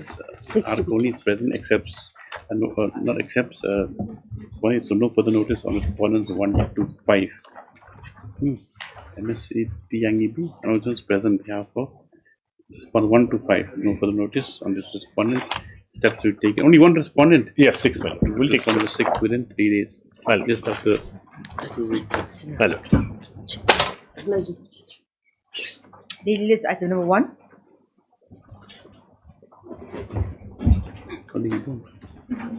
Getting home, that's not all of them. Huh?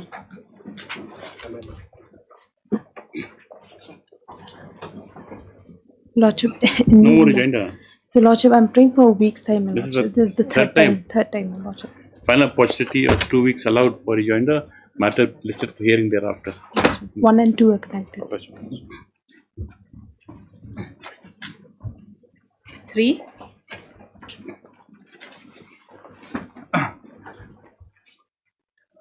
My Lord, in this case also I have sought for filing rejoinder, and little difficulty is there, but I would like to seek again, my Lord, one chance. This is you already finished your 3 chances. My Lord, the second chance is finished. The third chance, right? Final opportunity. My Lord. Who was supposed to take instructions? It was petitioner, Your Lordship. I was supposed to take my Lord, because he is having some kind of problem. Yes, final opportunity of 2 weeks allowed for rejoinder. Matter listed for hearing thereafter. My Lord, much obliged. 4.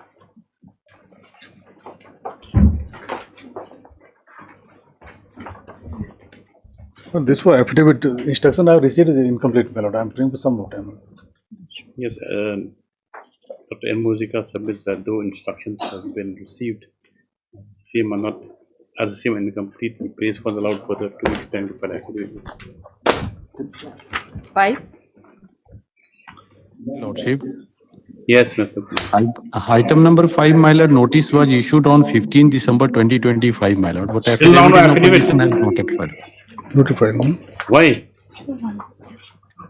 Tarawa is not come. Well, can I give 2 weeks time? I'll follow it up. Why? It was filed on 15 December. Mr. Kumar has filed a flurry of reports. I'm still, the department is struggling also. 2 weeks time. Against the dismissal order, my lord. When was he dismissed? 19 June 25. Okay, yes, sir. My lord. Dr. Ambrosia submits that instruction that to be received. Submit noted the matter has been filed in 2025. Expected that the affidavit should be on board within 3 weeks. Yes. 6. Item number 6, my lord, pleadings are completed, so matter may be posted for hearing, my lord. Yes, as submitted, the pleadings are complete. This is a matter for hearing. Yes. And item number 7 and 8, my lord, affidavit is still awaited, my lord. 2 weeks time. And notice was issued on the same date, my lord, 15 December 2025, my lord. As paid for the 2 weeks time allowed for affidavit, yes. My lord, deep your lordship. 9.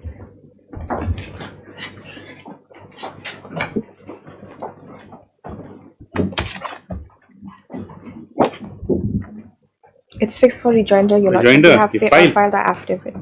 Your Lordship, I pray kindly grant us 3 weeks time to file my rejoinder No, affidavit. 2 weeks time. 2 weeks. The first time we played for joinder. Your Lordship. Yes. 2 weeks time played for joinder allowed. Lists and so on. So. Alright, Your Lordship. 9 and 10 are connected matters, Your Lordship. 11.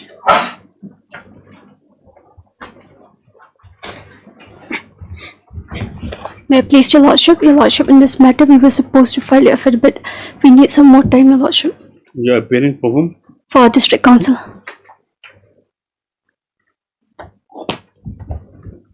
Any other respondents? No, Your Lordship. No, okay. No objection? As paid for the 2 weeks time allowed for affidavit. This is thereafter and so on. So. Much. 12.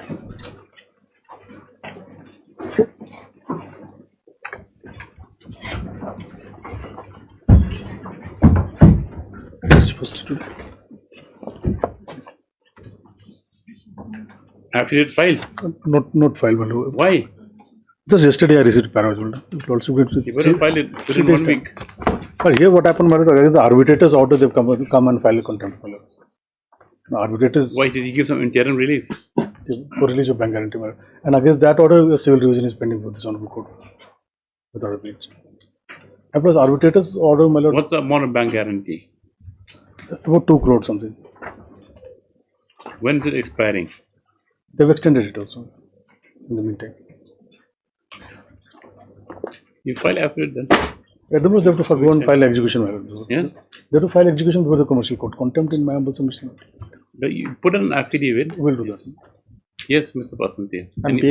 I'm being led by counsel from Delhi, but she's not able to connect you out.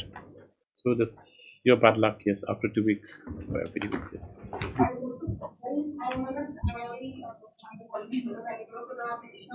Yeah. Yes, we give him 2 weeks time, yes. Yes, 2 weeks, after 2 weeks, yes, by affidavit. Lordships, may I make a request, my lords? The issue is this. Lordships, there are these letters, my lords, they are not filing a reply. On the contrary, my lords, they are issuing letters to me to extend the bank guarantee. In a contempt application, we can't pass supplementary orders, yes, after 2 weeks. My lords, Yes. the issue is, my lords, may I only make a request, my lords? My lords, let them not issue such letters, my lords, and they've taken an opportunity to file a reply. 13. Despite that, my lords, there is no reply which has come.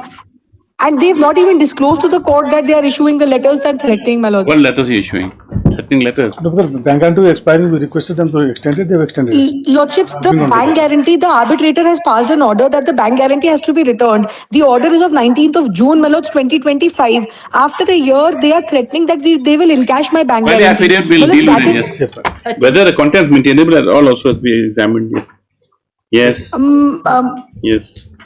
Yes. 13. Is a commercial matter, yes. My lord. Yes. We responded to file the affidavit, my lord. And this is it's a 5th item. They have been praying for time, Your Lordship. Your Lordship, I'm praying for time on behalf of respondents 1 and 2. I'm for respondent. This will be the You sixth have, you're the time. counsel here. No, Your Oh, you're Lordship, just substitute for the day, Your Lordship. My Lord, this will be the sixth time we will be praying for time. Now, we won't accept counsel authority of common advocates. They have to come with instructions. Your Lordship, If you're then, counsel for the on day, next- you must have the complete instructions. Yes, the counsel of the hour has come now. Yes. Your Lordship, we need some time, Your Lordship. Why? We receive instructions, Your Lordship, but the next year's we have to translate most of the copies, Your Lordship. And what's your problem? No affidavit. Okay, for the 2 weeks Last time. chance will be given, Your Lord. Yes. Obliged, Lordship. Much 14.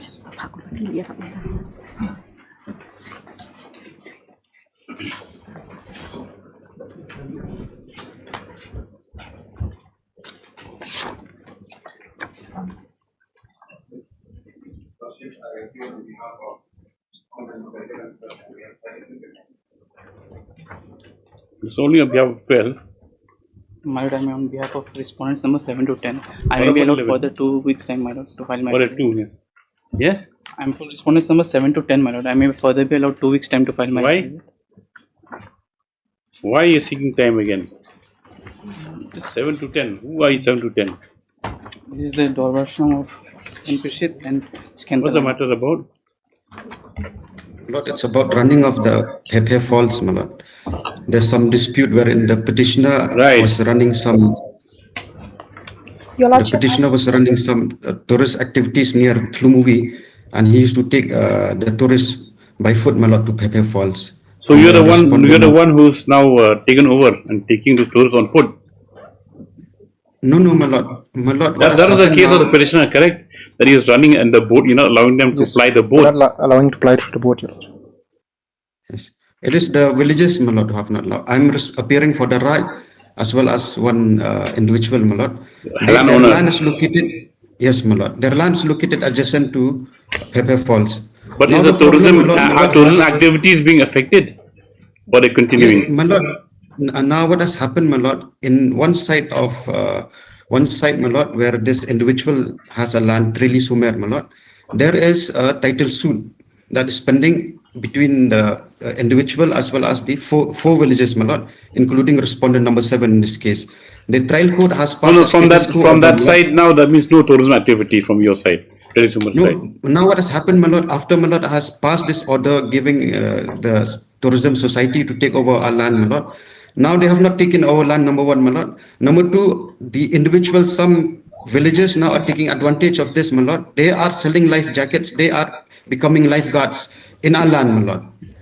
And now we are stuck, my Lord. We are not able to do anything. Who's selling life jackets? There's a The prostitute. That's villages correct. from villages from respondent number 7, my Lord. They are selling life jackets. They are acting as Can lifeguards in our Prashid, own you're land. appearing. Yes, ma'am. You're the one selling now, taking advantage, not filing affidavit. No, it's not that, my Lord. I'll seek Then? instructions regarding this point, my Lord. See, the thing is that whatever it is, other people are they'll gain from tourists coming, and if you fight among yourselves due to shareholding business, that's. And we are obeying the order of this court, my Lord. And the tourism society are not taking charge, my Lord. That is the saddest part. Yes. Your Lordship, as per the last order, Have we you had filed placed- affidavit? Your Lordship, I'm praying for 2 weeks time to. No. Why are you not filing affidavit? What's the tourism society doing? Your Lordship, we've placed the SOP on board, Your Lordship, on the It's line. on board. Even in Karangsuri, same problem. Now the society is running it. It's all right. Now, why can't we put And now, one good news, my Lord. Karangsuri matter is resolved, my Lord. Oh, that's good. That's very good then. Yes. Yes, my Lord. We'll bring it. Why? When was the order passed by the court for the district tourism society to take over? Yes, Your Lordship. When was it passed? This was on the 7 March 2026, my Lord. 27th of March.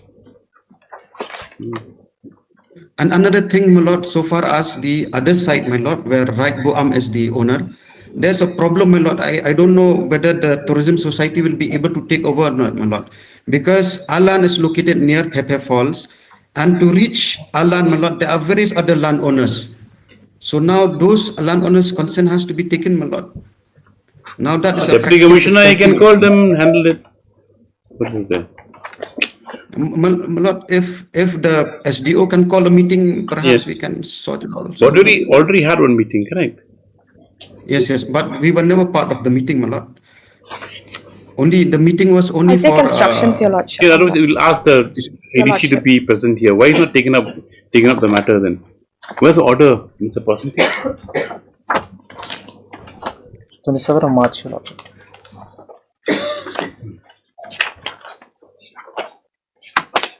Operative Paras 6.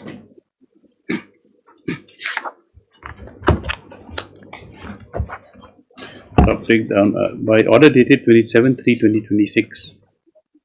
This court had directed that in interim, so that tourism activities may not be disrupted,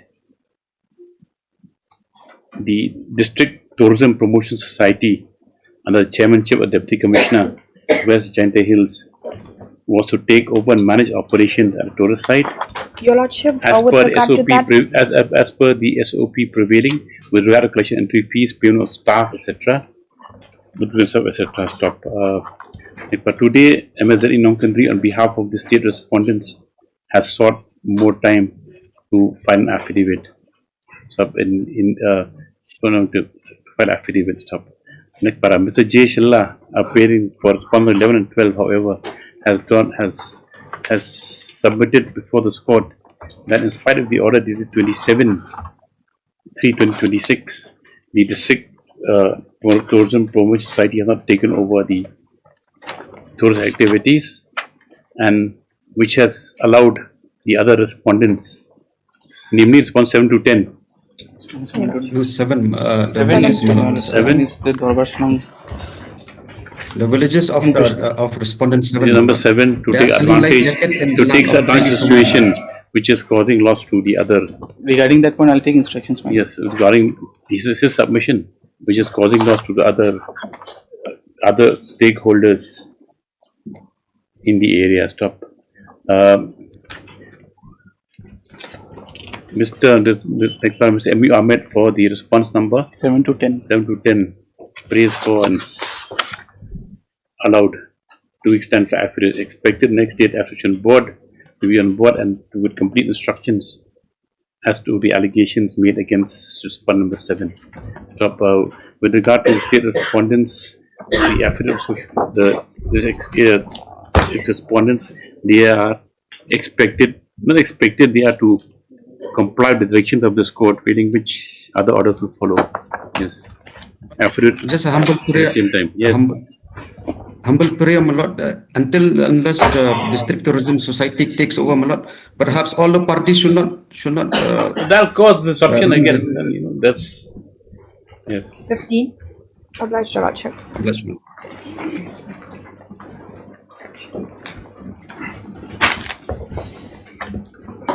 No, we have already filed our affidavit, my lord.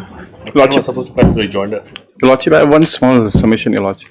Lordship, in this case, it's not a case where the disputed amount cannot be identified. Here, initially, it was 15,000, and during the pendency of this reputation, additionally another 15, where another complaint exists. Freezing account? Yes, Your Honor. So, when the disputed amount is clearly mentioned, I'm not objecting to the amount being kept on hold, Your Honor. What's the amount lying in your bank? Around 80,000, Your Honor. So 15,000 be frozen. 15,000, yes. All I'm paying for, Your Honor, is limited. You keep the alien that amount only. Only thing is, if my friend is not filing the rejoinder, the matter was fixed today for filing of the rejoinder. Whatever it is. So let it come up tomorrow, my lord. We will argue the matter. Then today is Tuesday. Yes. The after is. We are for number 1, Your Lordship. Yes. State, we are for number 1. Respondent. Yes, Mr. Majao, no? Yes, Your Lordship.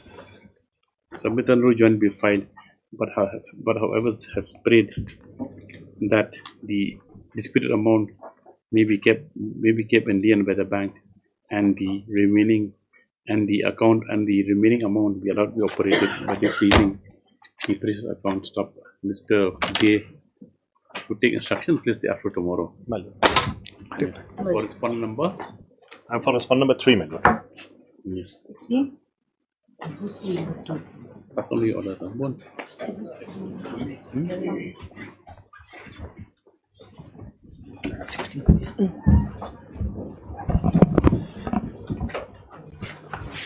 My lord. Yes. For respondent number 2, we have already filed our counter affidavit. My lord, this pertains to a dispute in the ownership. Certain transmission systems are being established and going over the land where there is a dispute with regards to the ownership. My lord, in that case, it's a settled position that they will have to go to the court and lead evidence as to the ownership. That is not Yes, the prayer very affidavit. rejected, Lordship. Yes, Your Lordship, I'm appearing for respondent number 6. I'm appearing for 1 week's time, Your Lordship. The affidavit is ready, but we're still You awaiting paid till signature. 13.5 now, over a month, nearly a month. Yes, or about 5? No affidavit. You won't file, yes or no? No, you won't file. My lord, my annexure 6 at page 46 makes it abundantly clear. Annexure 7. There was an MON which had happened, and Give 1 week's time, we file it. Otherwise, we'll. Yes, Mrs. A. Yes, Lordship. Lordship, I also pray for time to file my rejoinder to the affidavit of the state's Lordship, respondents number 3 and 4. There's a Kera appearing for respondent number? Number 2, Lordship. We will not be filing a rejoinder to. Power grid. Yes, Lordship. Mr. L.C.M. Prays for further time to file the joinder to the affidavit filed by 3 and 4. Respondents 3 and 4. Stop. Prayers allowed.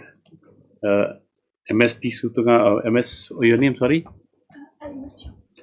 MS L Mirchang for 105 and MST Sutunga for 6. Pray for not also allowed further. 1 week's time. Yes. Deeply obliged. Just after for rejoinder and for affidavit. Yes. Deeply obliged. 17. Obliged. Please, Your Lordship, I'm entering appearance for respondent number 1, Your Lordship. Lordship, the prayer of the petitioner is very simple. Lordship, it's only unfreezing of the account. And as per the petitioner, the disputed amount according to them is 6,150. 6,000? 6,150, Lordship. I just need time to just unfreezing, we will do it, but just the disputed amount, you need to confirm that. My lords, if only the bank had been as cautious while freezing my accounts like they are being while defreezing my accounts, my lords. I stayed with some amount of responsibility as an officer of the court. The amount is 6150, my lords. Confirm Kindly defreeze the account, my lords, keeping a lien on 6150. List the matter after a week, my lords. The respondent can come up then, but my lords, kindly defreeze the accounts today. We'll do it at the same time, Lordship. We'll get the confirmation regarding dispute. HDFC? No, this my is lords. a small, it's name of the bank is Slice Small Finance Bank.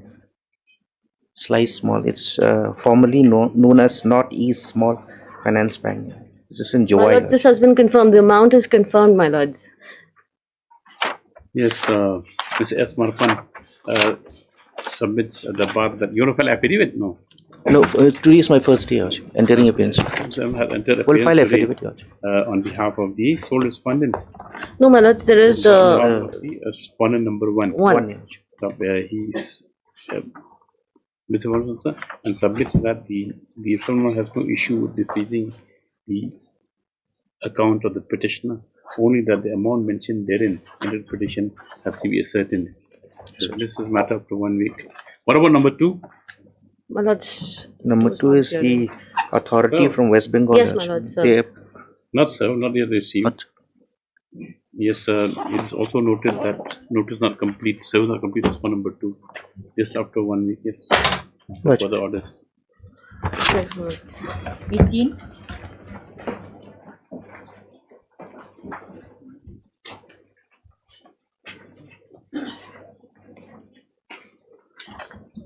Hey, please, Lordship. Lordship, in this matter, the registrar was not impleaded as a party. So I pray that let the petitioner implead the registrar as a Yes. party. Your Lordship. Where's the cause title? Yes, you see. This is Petro Vice Chancellor, the council. Yes, where's the preacher? Where's your leading council? Where's Mr. D? D or Deb? Who's here? Deb. Your Lordship. He is on leg, Your Lordship. Yes, objection has been raised by MS Bhar on behalf of respondents 1, 2, and 4 that the vital party respondent, a necessary party, that is registrar, has not been arrayed as a party respondent in the proceedings. What is your name? M. Nayang, Your Lordship. Yes, sir. Stop. MMS M9 appearing for the petitioner's place for 1 week time to obtain instructions and to take necessary steps. You file application for impleadment. 19.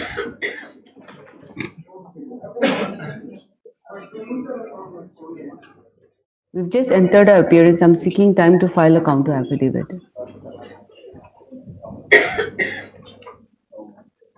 Yes, MS E. Sema as an appeal on behalf of the sole respondent.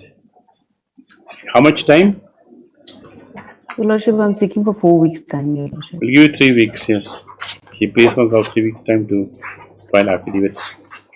This thereafter and so on. My lord. Any interim order? Interim order, yes, Yes, my lord, Your there is an Lordship, interim order. Interim order, we need to continue here the next day. My lord, in the meantime, my lord, we are seeking 1 week's time to file the affidavit of service, my lord. On Yes, the sir, already service Only is enter the complete. There is appearance. no requirement now. Yes. Service is complete Yes. all right. because sole respondent has appeared. What is the first one? Obliged, Your Lordship. Yes. Hearing. Supplementary 4.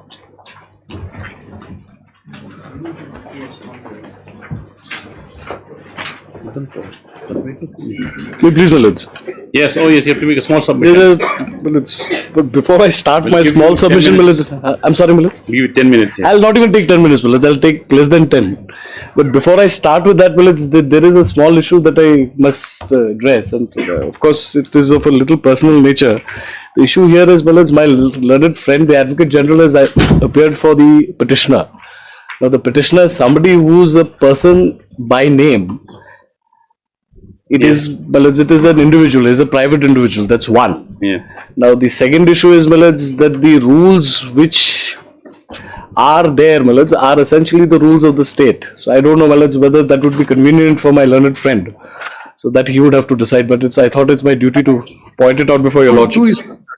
Yeah, two issues, my lord. The PIO is basically I'm appearing for PIO, my lord, Public Information Officer and Appellate Officer. So far as rule is concerned, we are interpreting the rules. I am not challenging the rules. Your lordship has seen Rule 7.4, my lord. So we are interpreting and we are so therefore I don't see any conflict of interest.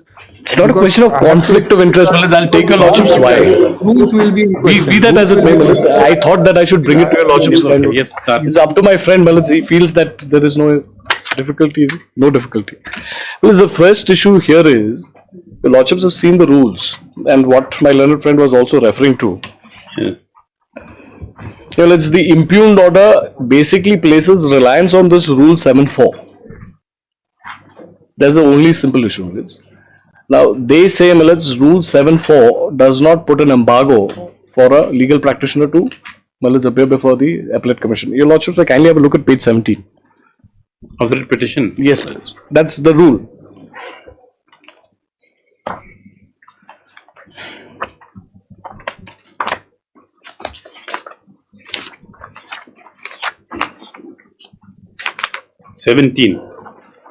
Page 17, Malaj, Rule 7. Last 3 lines of page 17, Malaj, Yes. are the relevant rules. Yes. Well, it says that appellant, complainant, as the case may be, may seek the assistance of any person in the process of the appeal while presenting his points, and the person representing him may not be a legal practitioner. Yes. So, Malaj, the moment you use the term may not, it would definitely mean, Malaj, he shall not be a legal practitioner. This may would have to be interpreted as shall. Well, it's the impugned order simply, Malaj, reiterates this particular rule. I have another impression that it was, will not preclude, who a person is not legal practitioner from representing. Well, it's more like this. I had the same understanding. To understand it, if I use an expression, you may not proceed. Whether it would mean, Malaj, you may proceed. The may is qualified by a not. And your lordships are aware of the fundamental principles of Malaj's statutory interpretation. When it is qualified, the qualification would have to be read. So here, Malaj, it said, if I say you, if I ask, May, but again, may. If I may ask, Malaj, when we sometimes use an expression, may I read, Malaj? Your lordships may retort, you may not. Whether that would mean, Malaj, your lordships have granted me permission to read. the fundamental construction of English sentence. No, but more interpretation. My lords. So here, my lords, your lordships are aware, my lords, and I take your lordships to the law. The law is, my lords, that right of legal representation is not a absolute right insofar as, my lords, these quasi-judicial proceedings are concerned. Right, Depends, my lords. Departmental proceedings. Yes, it depends, my lords, what is the proceeding before it? Whether the person who is otherwise appearing before the, my lords, forum is capable of defending his case, or whether there would be some serious prejudice that would be caused if he is not given the right of legal representation. Here, as my learned friend has just pointed out, my lords, is the public information officer himself. Yes. It's an interdepartmental issue, my lords. They're simply deciding whether this information should have been given, not given. He is the best authority. There is no, my lords, critical legal my lords, issues. We just stick to interpreting this. So I would say, my lords, my interpretation, it simply says may not, because, my lords, your lordships will again see that there are no commas, there is no colon. Your lordships will read it, I'll read it again slowly. Appellant, complainant, as the case may be, may seek the assistance of any person in the process of the appeal while presenting his points, and the person representing him may not be a legal practitioner. So you may appoint anybody, but he cannot be a lawyer. You cannot be a legal practitioner, my lords. You can appoint anybody else, but not a legal practitioner. So suppose you construct it another way. How to portray that the person to represent you, did not necessarily be a legal practitioner. How will you construct it? Because this one's representing him may not be.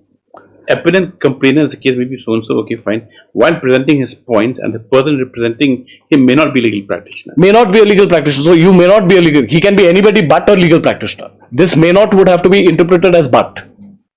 It is a caveat put on, my lords, who you are. The case put up by them is that now this means that even he is not legal practitioner, he can present the case for the person concerned. My lords, but here they wanted to be represented by a legal practitioner. Yes, but there's no bar. That's what the submission that there's no bar. My lords, there is a the thing is that if he might be legal practitioner or he might not be. My lords, I am saying you're saying that. My lords, I am saying there can be practitioners are totally excluded. My lords, because it is specific. It says may not be. And that's why I put this question to myself, my lords. Your lordship will see there's a little note on the top of my file. Shall, my lord, shall not be. May is being read as a shall, my lord. It's not a question of shall or may. Well, it's because when I'm saying that you may engage anybody, but he may not be so and so. So that means what, my lords? There is a larger, if it's more like a Venn diagram, my lords, the may would encompass anybody, but within that, my lords, a certain sub-category is set off who is a legal practitioner. Now, the foundation of that argument is, my lords, that the right of legal representation is not an absolute right. And your lordships would have to interpret this particular clause. If it calls for interpretation, my lords, it would have to be interpreted in light of what the law is with regard to legal representation. Okay. So, ingenuity of Mr. Paul is evident. My lords, when you have the Advocate General, my lords, interpreting his own laws in a different manner, what can I do? So what was the intent? My lords, the intent is very clear. What's the intent behind it? Can we have the what do you call it? Objects. The object and reasons. Yes, Lordship, because there are two aspects. Arrived at. Now, when there was a discussion with regard to putting this provision, because under 27 it has to also go before the House. It's under the Right to Information Act. Rules. Yes, my lord. Well, what happens is these are, subordinate legislation. Your lordship may have the rules under the Act. Under 27, and state government can make the rules. Right. Now they are placed before the House. Right. So what was the object? So what was the discussion that went? Like whether regarding. Let them place it before the. 7.2 also, my lord. 7.2. Lordship kindly see 7.2 also. No, that is fine. Duly authorized representative. So the lawyer can also be a duly authorized representative. When these rules are framed as far back as 2007, are there parameteria, other states, the rules? That I have not examined, my lord. You kindly examine. Very interesting. Well, it's because may not cannot be, because one closest judgment, well, we could get to this is where the Supreme Court has examined, well, what is wrap my head around it. I'll not give any opinion right now. Observation. It's the only thing. Well, I actually had to go back to Banyan to understand may not. Right. Because it comes to context of proviso also. I'm sorry. It comes to context of proviso also. Well, it's qualifying the... Because well, it's the moment an expression is qualified, then that particular category, Millets, is excluded from the particular subcategory is excluded from the normal category. That is the normal rule of construction. We just look at the other rules, other states. Yes, for further hearing after 1 week, yes. Let's let be after 2 weeks. 2 weeks, right. You have to do a little bit of digging up on this. Interesting. Division bench has already reinterpreted, my lord. The lordship's bench, division bench in division bench, Millets, with all due respect, with all due respect, Millets, division bench goes on section 30. Section 30 has been interpreted by various courts, including the Supreme Court, in very different manners. That's why I said, right of legal representation before quasi-judicial bodies is not an absolute right. 34. Yes. It would depend on who is appearing. Yes. Obliged.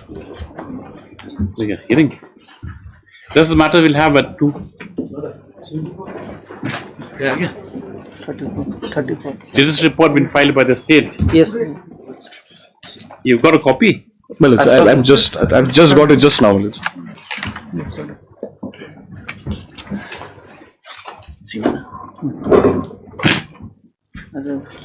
Please, Your Lordship, we received this letter last night at around 5:30, Your Lordship. There are two information that the state is seeking from us. The first one is to provide the daily settlement data file.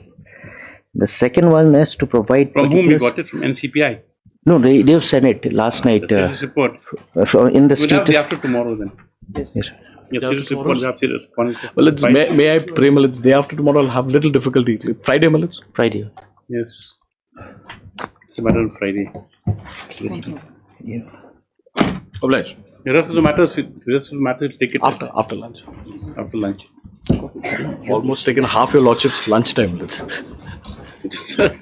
At least if lawyers are ready to do hearings after lunch, otherwise out here there's some allergy to post lunch session.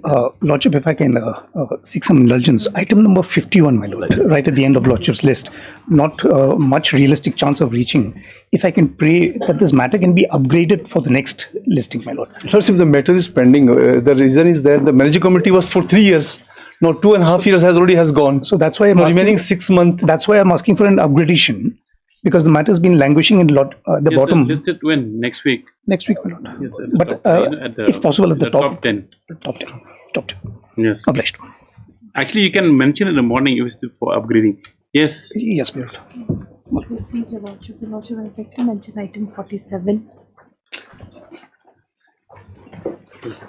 47. Manchami ki thupu. Yes. We have no objection. I'm praying for 2 weeks' time, Your Lordship. Yes, okay. Highly obliged. My lord, I would like to mention here now, because it will take time, 35, 40 to 45 Well, these ones we want to finish them off, correct? My lord, I have got some personal work, my lord. I have to go, some urgent association meeting is also there, my lord. What meeting? I have some personal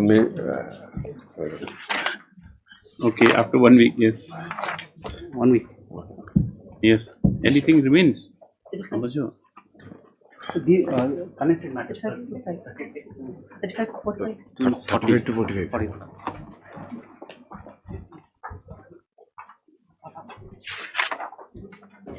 46? There's only one remaining there. I'm in 46, my lord. 46 and 49. 46, 49, 50. 46, 49, 50. 49 was, my lord, that dual post matter. Yes. I don't know whether... Ready is the matter. I'm ready. I don't know whether the state... My lord, Dual post means? That where the brother has gone and... Oh, you're the petition. I thought it was petition, not...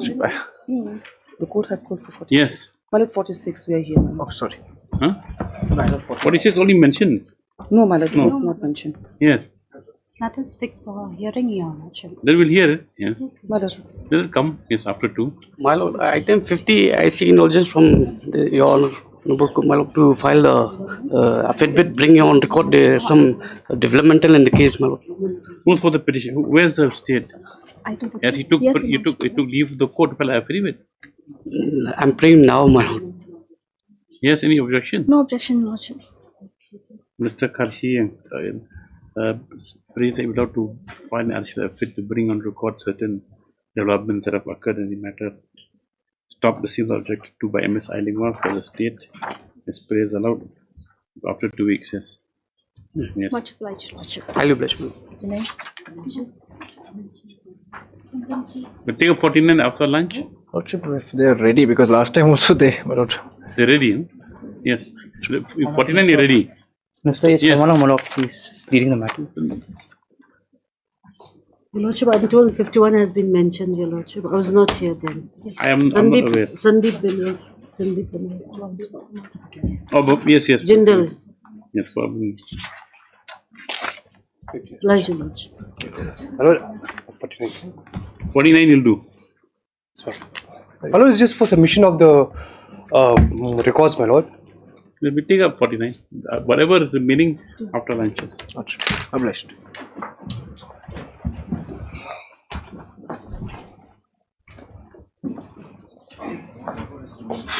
And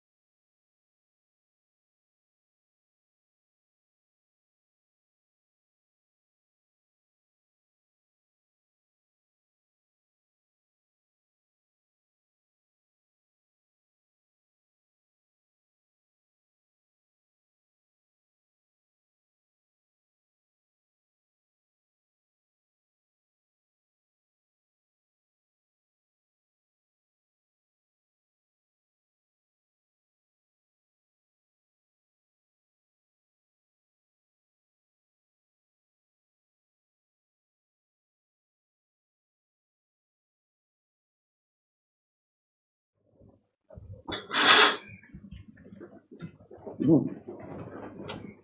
46.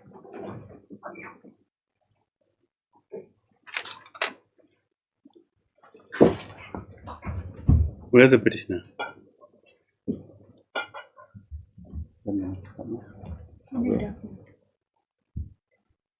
Yes? Who's the petitioner? Where is the petitioner? Lordship. Archival, right? Archival and case Contempt. Last time, WC 26 is here. True copy of 26 2013. I have the copy with me, Your Lordship. Yes. I have the copy with me. Yes.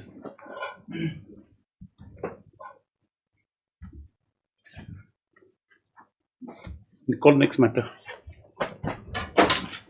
49.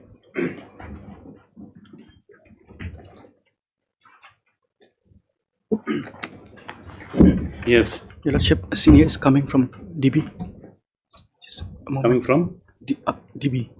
From Squad 1. What is the matter about? This matter regarding the person who was disengaged from service on the grounds that he was working in two departments. One in the education department and the other one from the statistics department. He's working in the education department, statistics department? Yes, my lord. Dual post. So he was regularized in the education department, and the matter in hand is where he was disengaged. He was an ad hoc person in the statistics department.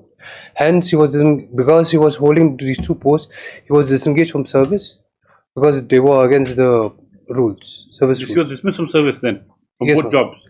Yes, ma'am. In education department, he was DP was initiated against him, and in statistics department, he was disengaged. He was field assistant in?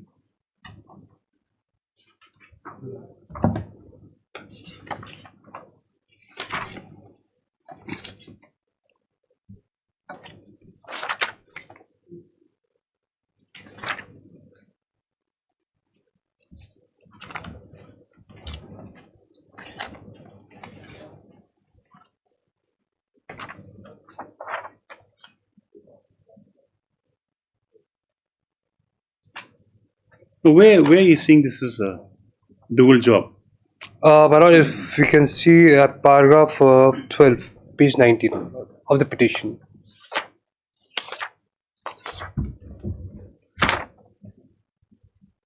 Paragraph 12 of page 19. Okay.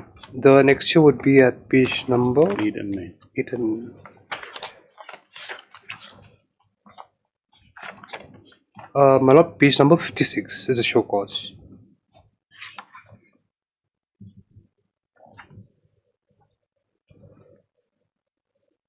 Here, the reply to the show cause, he'd say that his brother was impersonating him. Just read the letter. In perusal of the perusal of the letter dated so and so, received from the Director of Education and Literacy, Meghalaya, it has been found that you have been working since 15 September 1998 as ad hoc field assistant district statistical officer. He was not recognized, just ad hoc. Yes. Yes, madam. Without resigning from the post of assistant teacher, and has been drawing salary for and other emoluments from two establishments of the state government, that is a school teacher in a government LP school and under subdivision Reservoir Para, and as ad hoc field assistant in the office of the district statistical office Bangmara. Moreover, the school managing committee Nagil Ding government LP school have lodged a complaint against you for irregularities in duties in 2017. This is sheer negligence of. What is the impugn order where he was terminated or disengaged? My lord, that will be the reasons.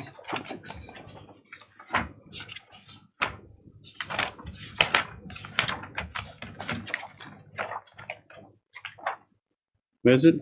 26. Now he was a regular teacher in the school. He was a regular teacher, not ad hoc. In the school, he was regular. But your field assistant is ad hoc. Ad hoc. My lord, at page number 97. Yes, we got that.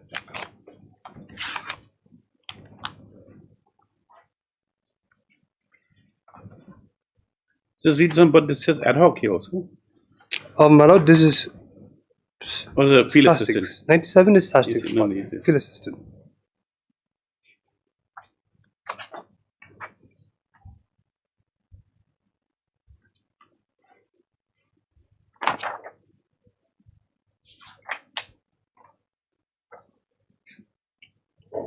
Yes, where's Mr. Deb? Still on legs. Yes, Your Honor. Mr. D is not here. Yes, it could do, sir. Mr. D also is there. Yes, sir. Mr. Deb also is there. I pray this matter be taken after 1 week, sir. Your Lordship. 1 week? You're saying now? Next week. No, we'll finish. Call him, one of them, D or Deb. Both of them are arguing same time. Mr. Deb was arguing counsel. Oh? In this matter, Mr. Deb was arguing counsel. Lordship is in DB.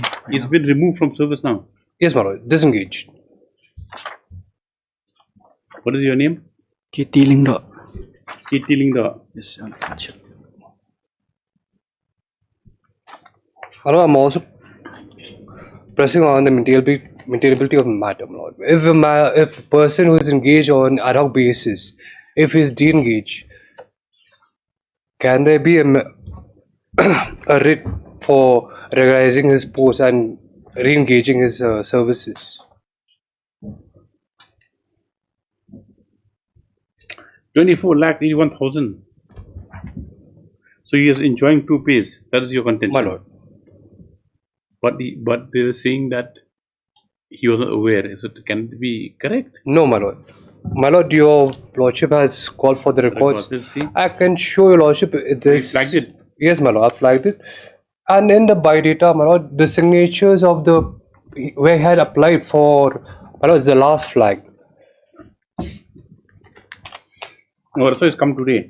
My lord, it has come before, but my lord, inadvertently on the earlier date, I didn't flag the records. My lord, if you can see the by data which I submitted to the education department, my lord. Same signature that was Sengden Sang, my lord, not Dublin Sang, not. And my lord, if you compare the signature in the by data along with the signature in the petition, my lord, the same person.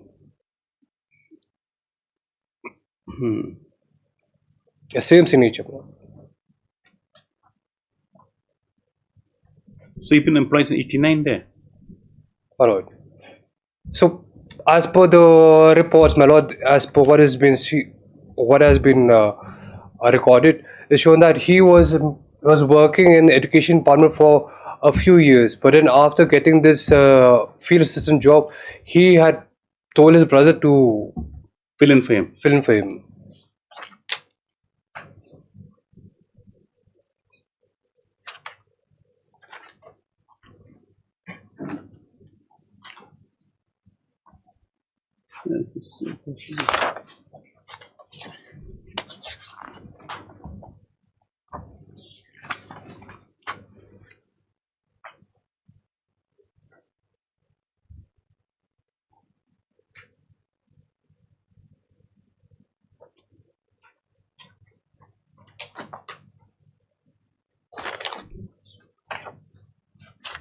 And the other lawyers disappeared also, Mr. Shulai?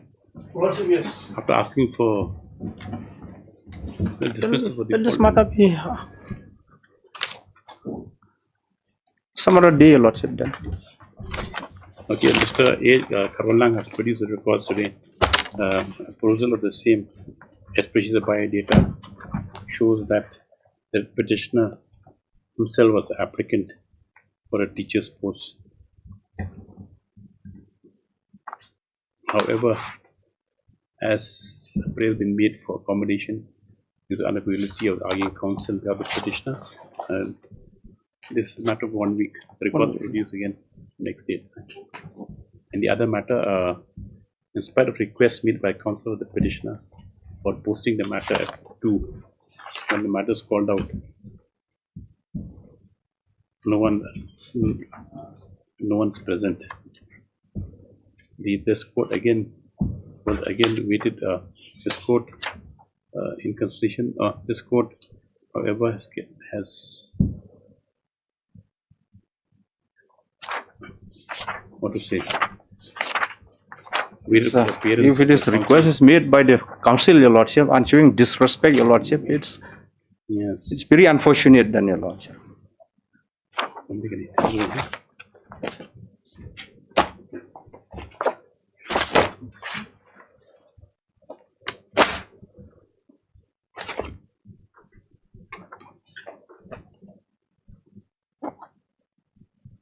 We will dismiss your case. You're supposed to come at 2 o'clock. Yes? You come on front. Why are you smuggling from there? This is not the way. If you request for hearing at the post lunch, should be here when the matter is called out. Here, start.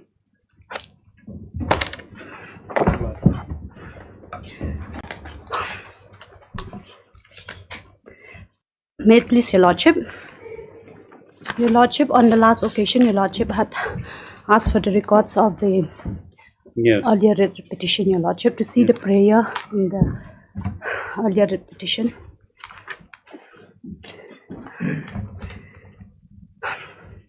Why was it called? Your lordship, in this case, what had happened is the petitioner was appointed in 1998. Thereafter, your lordship, he was regularized in the year 2015 after approaching this Honorable High Court. But he was made to avail the pension under the new NPS scheme. So we agree by that, your lordship, since other similar situated employees were allowed to avail the old scheme, your lordship, by cabinet decision. We want to organize for the date initial appointment. Yes, let's see earlier repetition. What the same repetition, earlier repetition. Yes, your lordship.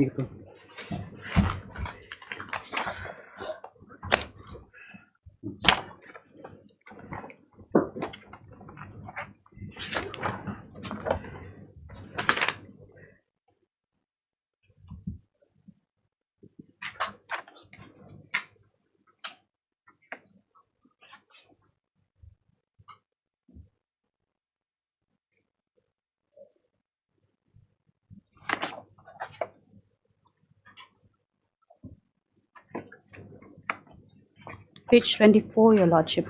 Of the repetition? Yes, of the your lordship. repetition.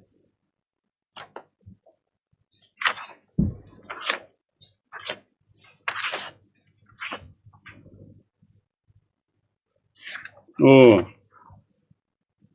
that's been rejected that time. Not It's like rejected. then. Not rejected, your lordship. He was Where the judgment has touched upon this aspect. the judgment, the new petition, your lordship. No.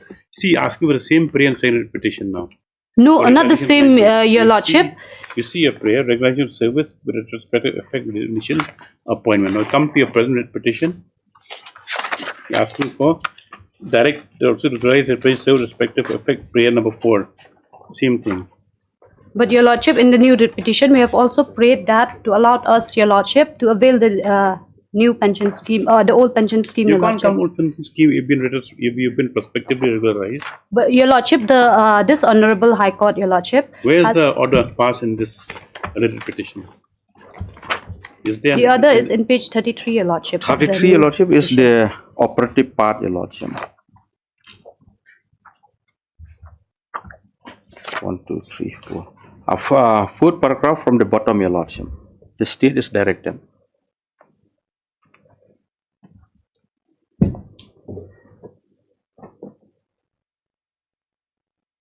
This is the order. Yes, your lordship. In the old 14. 5/5/2014, your lordship. 2014.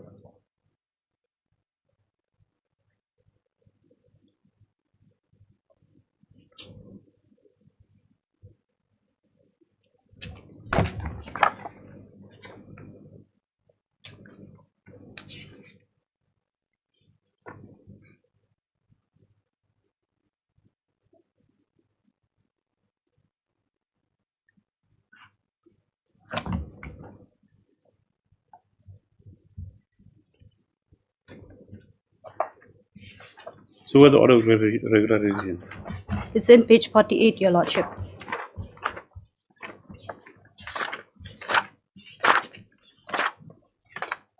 Yes.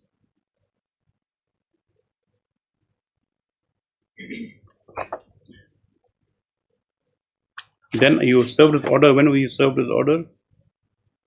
1st July 20. You served this order 1st July 2015. Yes, Your Lordship. Then you filed a fresh petition. Thereafter, Your Lordship, numerous representation has been sent by me, Your Lordship, for reconsidering the regularization order, Your Lordship.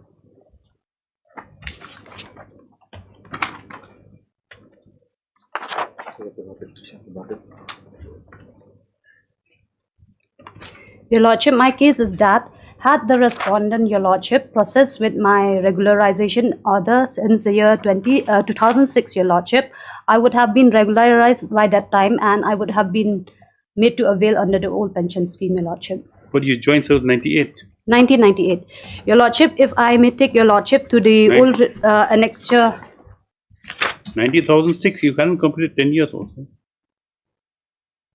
90,006, you could have completed 8 years of service. 8 years, Your Lordship. Then, if I may take Your Lordship. Then how can it reconsider your realization after 8 years? Yes.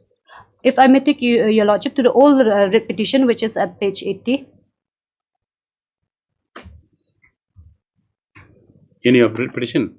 Of the old writ petition, Your Lordship.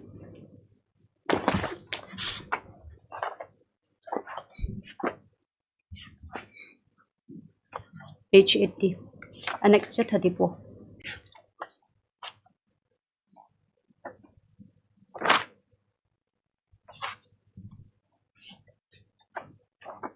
Yes.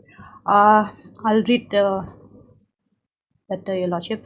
In inviting a reference to your letter on the subject indicated above, I am directed to say that the names of ad hoc employee, namely C. Nongrom, which is the petitioner in this case, Your Lordship, Shrimati so and so and so and so, have already been considered for regularization at a later stage by government letter number so and so dated 11/12/06. However, the names again reappear in the list, which is not clear. Please clarify. Then the next page, Your Lordship. Yes. Which is annexure 35. This is with regards to this letter, Your Lordship, which they have relied. I am directed to refer to your letter cited above and to say that since the Commission has been intimated about 4 vacancies, these may be filled up by direct recruitment, while the 3 posts held by the candidates who are overage will be considered. No, that is fine, but it is not considered. You're not given. You're given only in which year after the 2015, Your Lordship. Your Lordship, had the respondent consider my so we can't go by had it's been done. I think that we can't go on. But Your Lordship, the pension is that had I, yes. Your Lordship, qualifying service for pension should be counted from the date of my initial appointment. How do you substantiate that? From the office memorandum. Your Lordship, if I'm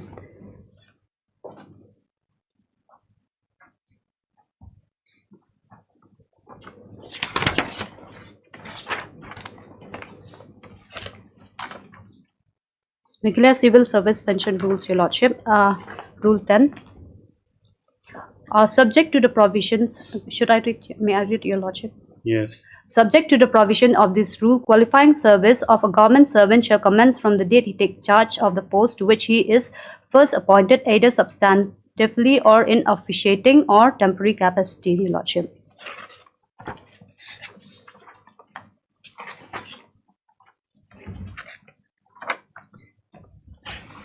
Your Lordship, the Cabinet's own decision, Your Lordship, which is in page 76, Your Lordship, of my present writ petition.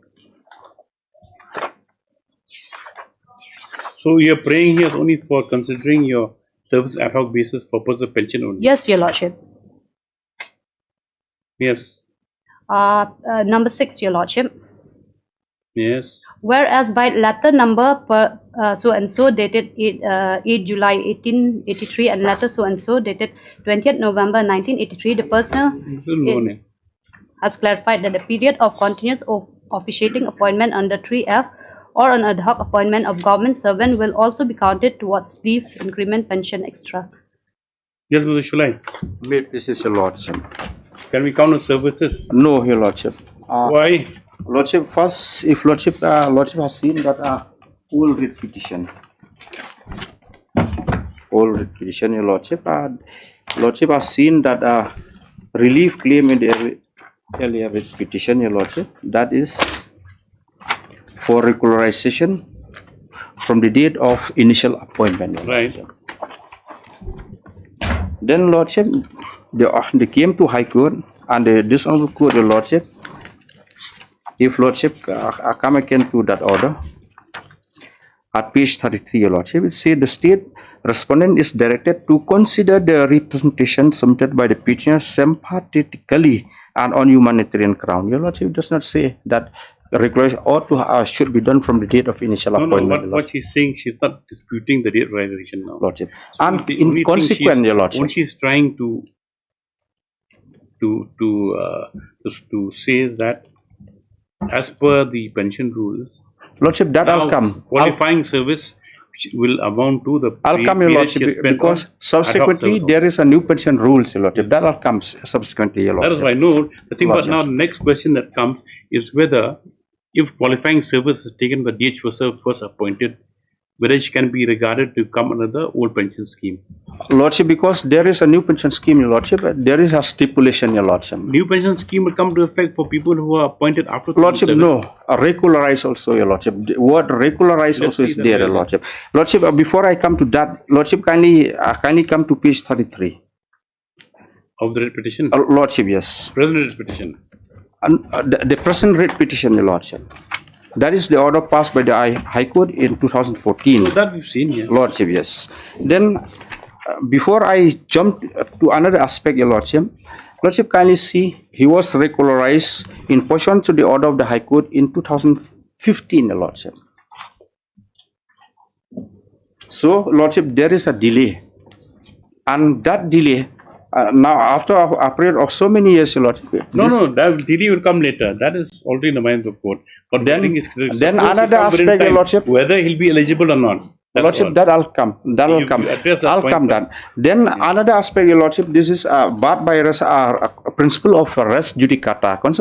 Lordship has seen at clause 6 of the first writ petition, the relief is for regularization with effect from the date of initial appointment, your lordship. So also the prayer is the same here, your lordship, in the present writ petition, your lordship. No, when is earlier on for regularization only. Earlier was only for Lordship, regularization. lordship, kindly have again the earlier writ petition, your lordship. Yes. That is regularization of the service of the petitioner with retrospective effect from the date of his initial appointment on 3/4/1998. Then lordship, kindly have at page 17, your lordship, at clause 6.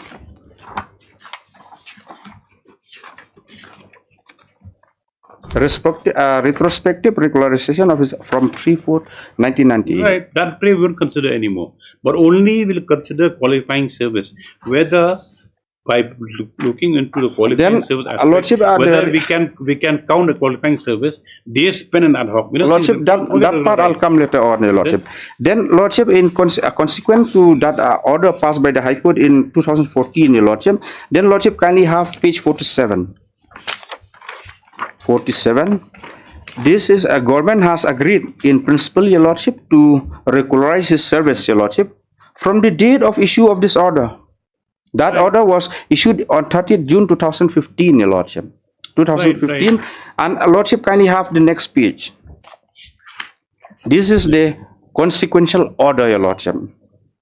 Yes, lordship, yes. No quarrel with this, Mr. Shulai. Only Lordship, thing is yes. that you are regularized 2015, correct? Yes, your But lordship. the fact is appointed ad hoc, temporary, whatever, in 1998, that is undisputed, correct? Lordship, so now yes. you go by your own rules, that for the purpose of pension increment, so on and so forth.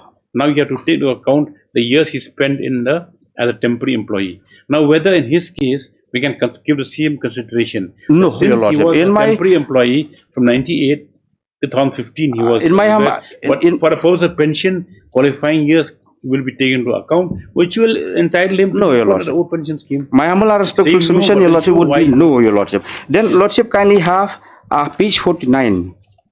Yes. Page 49. After the rejection of his representation, that is a representation dated at page 44, Your Lordship, 30th June 2015.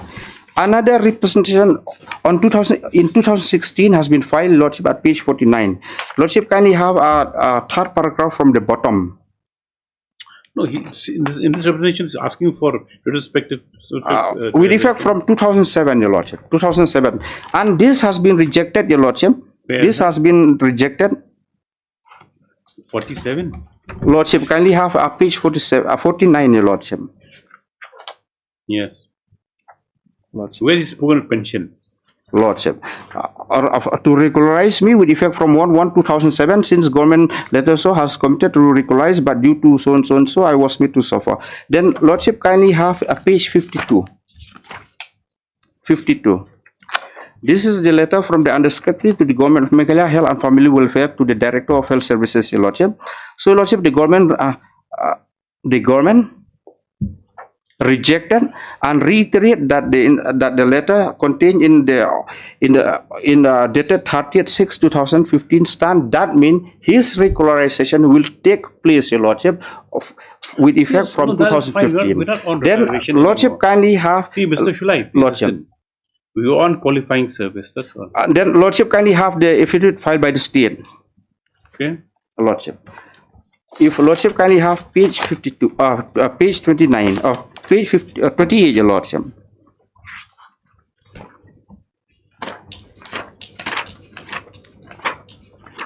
If Lordship kindly have 3.1.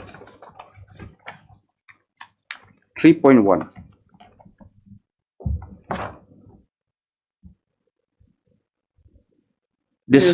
The scheme shall be applicable to all new entrants joining state government service on regular basis against sanctioned vacant posts on or after 1st April 2010. It shall also be applicable to all government employees whose services will be regularized against the regular posts on or after 1/4/2010. So the Lordship, the admitted fact here, Your Lordship, is the writ petition has been regularized post 2014, Your Lordship. So it'll go against this. What's this? This is the pension new rules itself. Lordship, yes. Can an executive order? Lordship, this is the new pension scheme of 2010, Your Lordship. That is, Lordship will find at page 25. This is the NPS, Your Lordship. The new defined contribution pension scheme, Your Lordship. This also has been Lordship, kindly in pursuance of the decision of the government on the recommendation of the 4th Meghalaya Pay Commission at item number so and so dated so and so relating to new pension scheme, the Governor of Meghalaya is pleased to introduce the new defined contribution pension scheme. The new pension scheme come into operation with effect from 1st April 2010 and is applicable to all new entrants to state government services joining on or after 2010. This, Your Lordship, will have to be read in conjunction with guidelines 3.1, as I have pointed out, Your Lordship. So that means the case of the petitioner, so far the pensionary benefit is concerned, Your Lordship, will have to be considered post 2010, Your Lordship. Yes. Your Lordship, post 2010, the state government before themselves, that, Your by Lordship. this cabinet decision, Your Lordship, 21st December 2022. If I may read, Your Lordship, at number 8. Whereas, in pursuance of the above cabinet decision, point 7, Your Lordship. Whereas the undersigned is directed to state, that is page 76 of my writ petition. Lordship, this will not be applicable. Before Lordship comes to page 76, Lordship will kindly have a page 75 at para number 4. Specifically, Your Lordship, for certain numbers of employees, Your Lordship, not generally, Your Lordship. Lordship, kindly have a page 75 at para 4 of that office memorandum. whereas, Lordship is with me. At page 75, Your Lordship, at clause para 4. Yes. Whereas the Cabinet on 9/11/2022 decided to grant pensionary benefit as a one-time exercise. Lordship, kindly see the wording. One-time exercise only to those 3635 ad hoc employees who were appointed on or before 31/12/2007, Your Lordship. So this will not give any benefit to the writ petitioner, Lordship, because specifically this this benefit has been given to 3,635 ad hoc employees, Your Lordship. It will not be applicable so far the case of the writ petitioner is concerned, Your Lordship. Anything else? I may submit, Your Lordship. Instead, Your Lordship, the petitioner here stand on strong footing. Your Lordship, here the 3635 employee, Your Lordship, were appointed, some were appointed after the petitioner. When they are given the benefit, Your Lordship, under the old pension scheme, how can the state, Your Lordship, I have to ask myself, how will the state differentiate them with him, Your Lordship, with the petitioner, Your Lordship? For a state to take up any policy, Your Lordship, it should meet the criteria, Your Lordship, under Article 14, Your Lordship. Yes, Your Lordship. Your Lordship, if I may be allowed to... The scheme, where's the scheme? Lordship will find it as page in our affidavit, Lordship.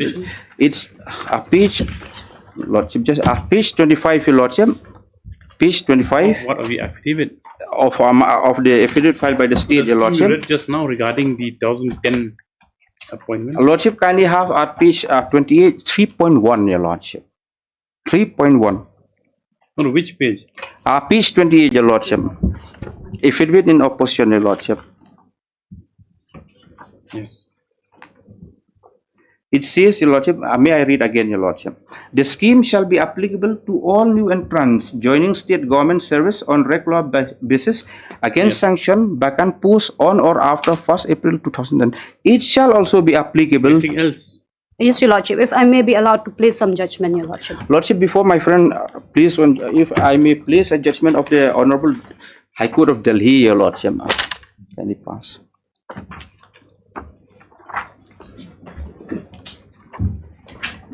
So far, regularization from the date of initial appointment, Your Lordship.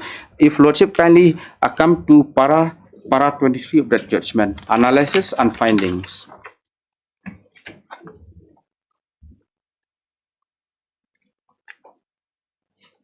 Yes. Lordship, kindly see, the short question that arises for consideration in the present case is whether an employee appointed on ad hoc basis can claim regularization from the date of his initial appointment in the absence of any statutory rules or provision permitting such retrospective regularization. Your Lordship. Lordship, may I pause here? Your Lordship, kindly have the order of appointment of the writ petitioner at page 21, Your Lordship. Make me jump around, yes. Lordship, he is not even he is not an ad hoc employee. He is only an officiate, Your Lordship. Page 21, Your Lordship, or to the writ petition. He is only a mere officiate, Your Lordship, not even an ad hoc appointee.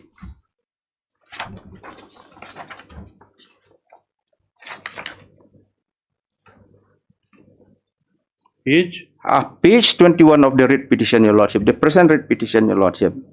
That is the initial order of appointment, Your Lordship. He is only an officiate, Your Lordship. That makes a Lordship.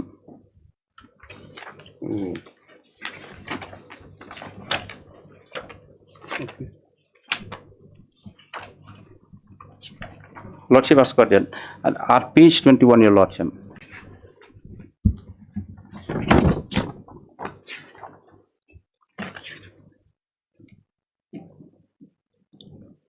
If I may read, Your Lordship, pending appointment of suitable candidate from SAD, Shri so-and-so is hereby allowed to officiate temporarily as LD assistant in this directorate in the scale of so-and-so with effect from the date of joining. He was not even an ad hoc appointee, Your Lordship. Then, Lordship, kindly come to the judgment, Your Lordship. At page 25, para 25. At the outset, At the outset, it is necessary to examine the appointment letter issued to the respondent on 21/9/1998. It is respectfully provided therein that the respondent was appointed to the post of lecturer Ayurveda in Kaya Shikitsa on a purely temporary and ad hoc basis. Clause 1 of the appointment letter provided the appointment was purely an ad hoc basis for a period of 6 months or till a regular appointment is made, whichever is earlier. More or less here, Your Lordship, the case. The said appointment letter was issued pursuant to the recruitment notice also, which especially invited application for various teaching posts on ad hoc basis in the regular pay scale.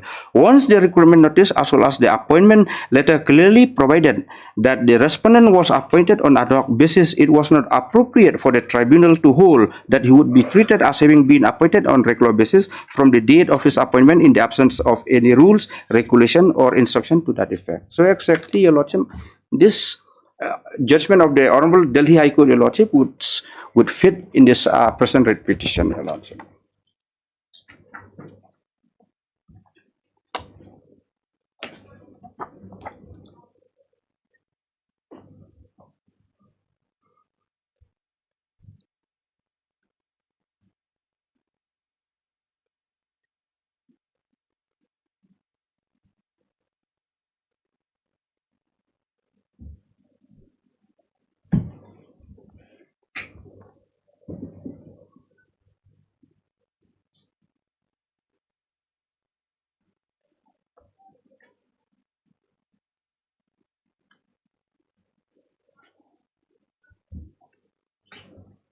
Yes. Your Lordship, though So to conclude my submission, Your Lordship, first delay, Your Lordship.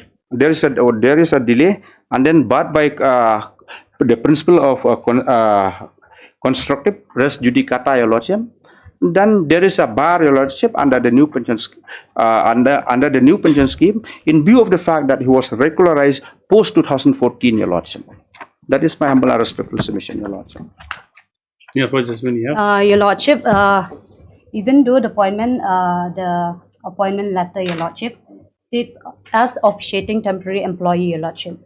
However, Your Lordship, the petitioner has, there's no dispute that the petitioner has been in continuous service for a quite number of years, Your Lordship.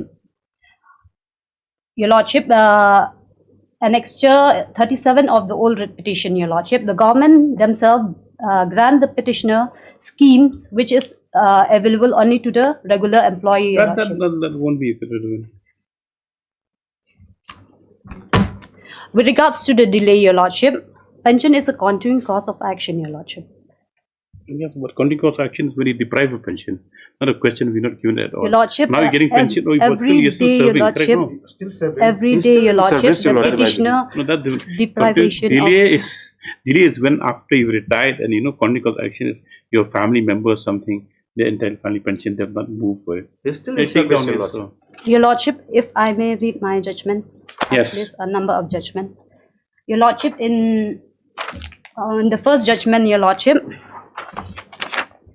it's with regards to the delay, Your Lordship, by the state. That same cannot be attributed to me, Your Lordship.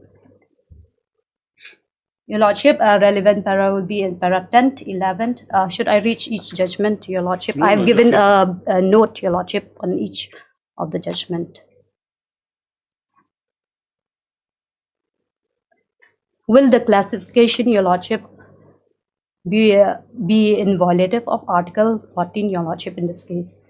When other similarly situated person who's walking the same class with me, getting the same salary on an ad hoc basis, long continuous service, Your Lordship, I have to ask myself, Your Lordship, how will the state differentiate between two? Just because of the regularization order, I believe that the mode of regularization, Your Lordship, cannot classify, Your Lordship, this differentiation.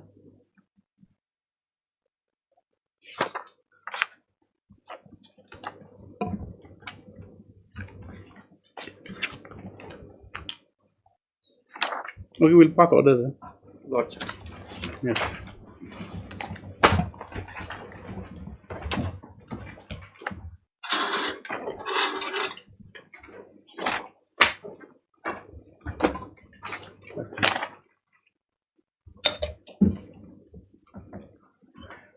Highly obliged.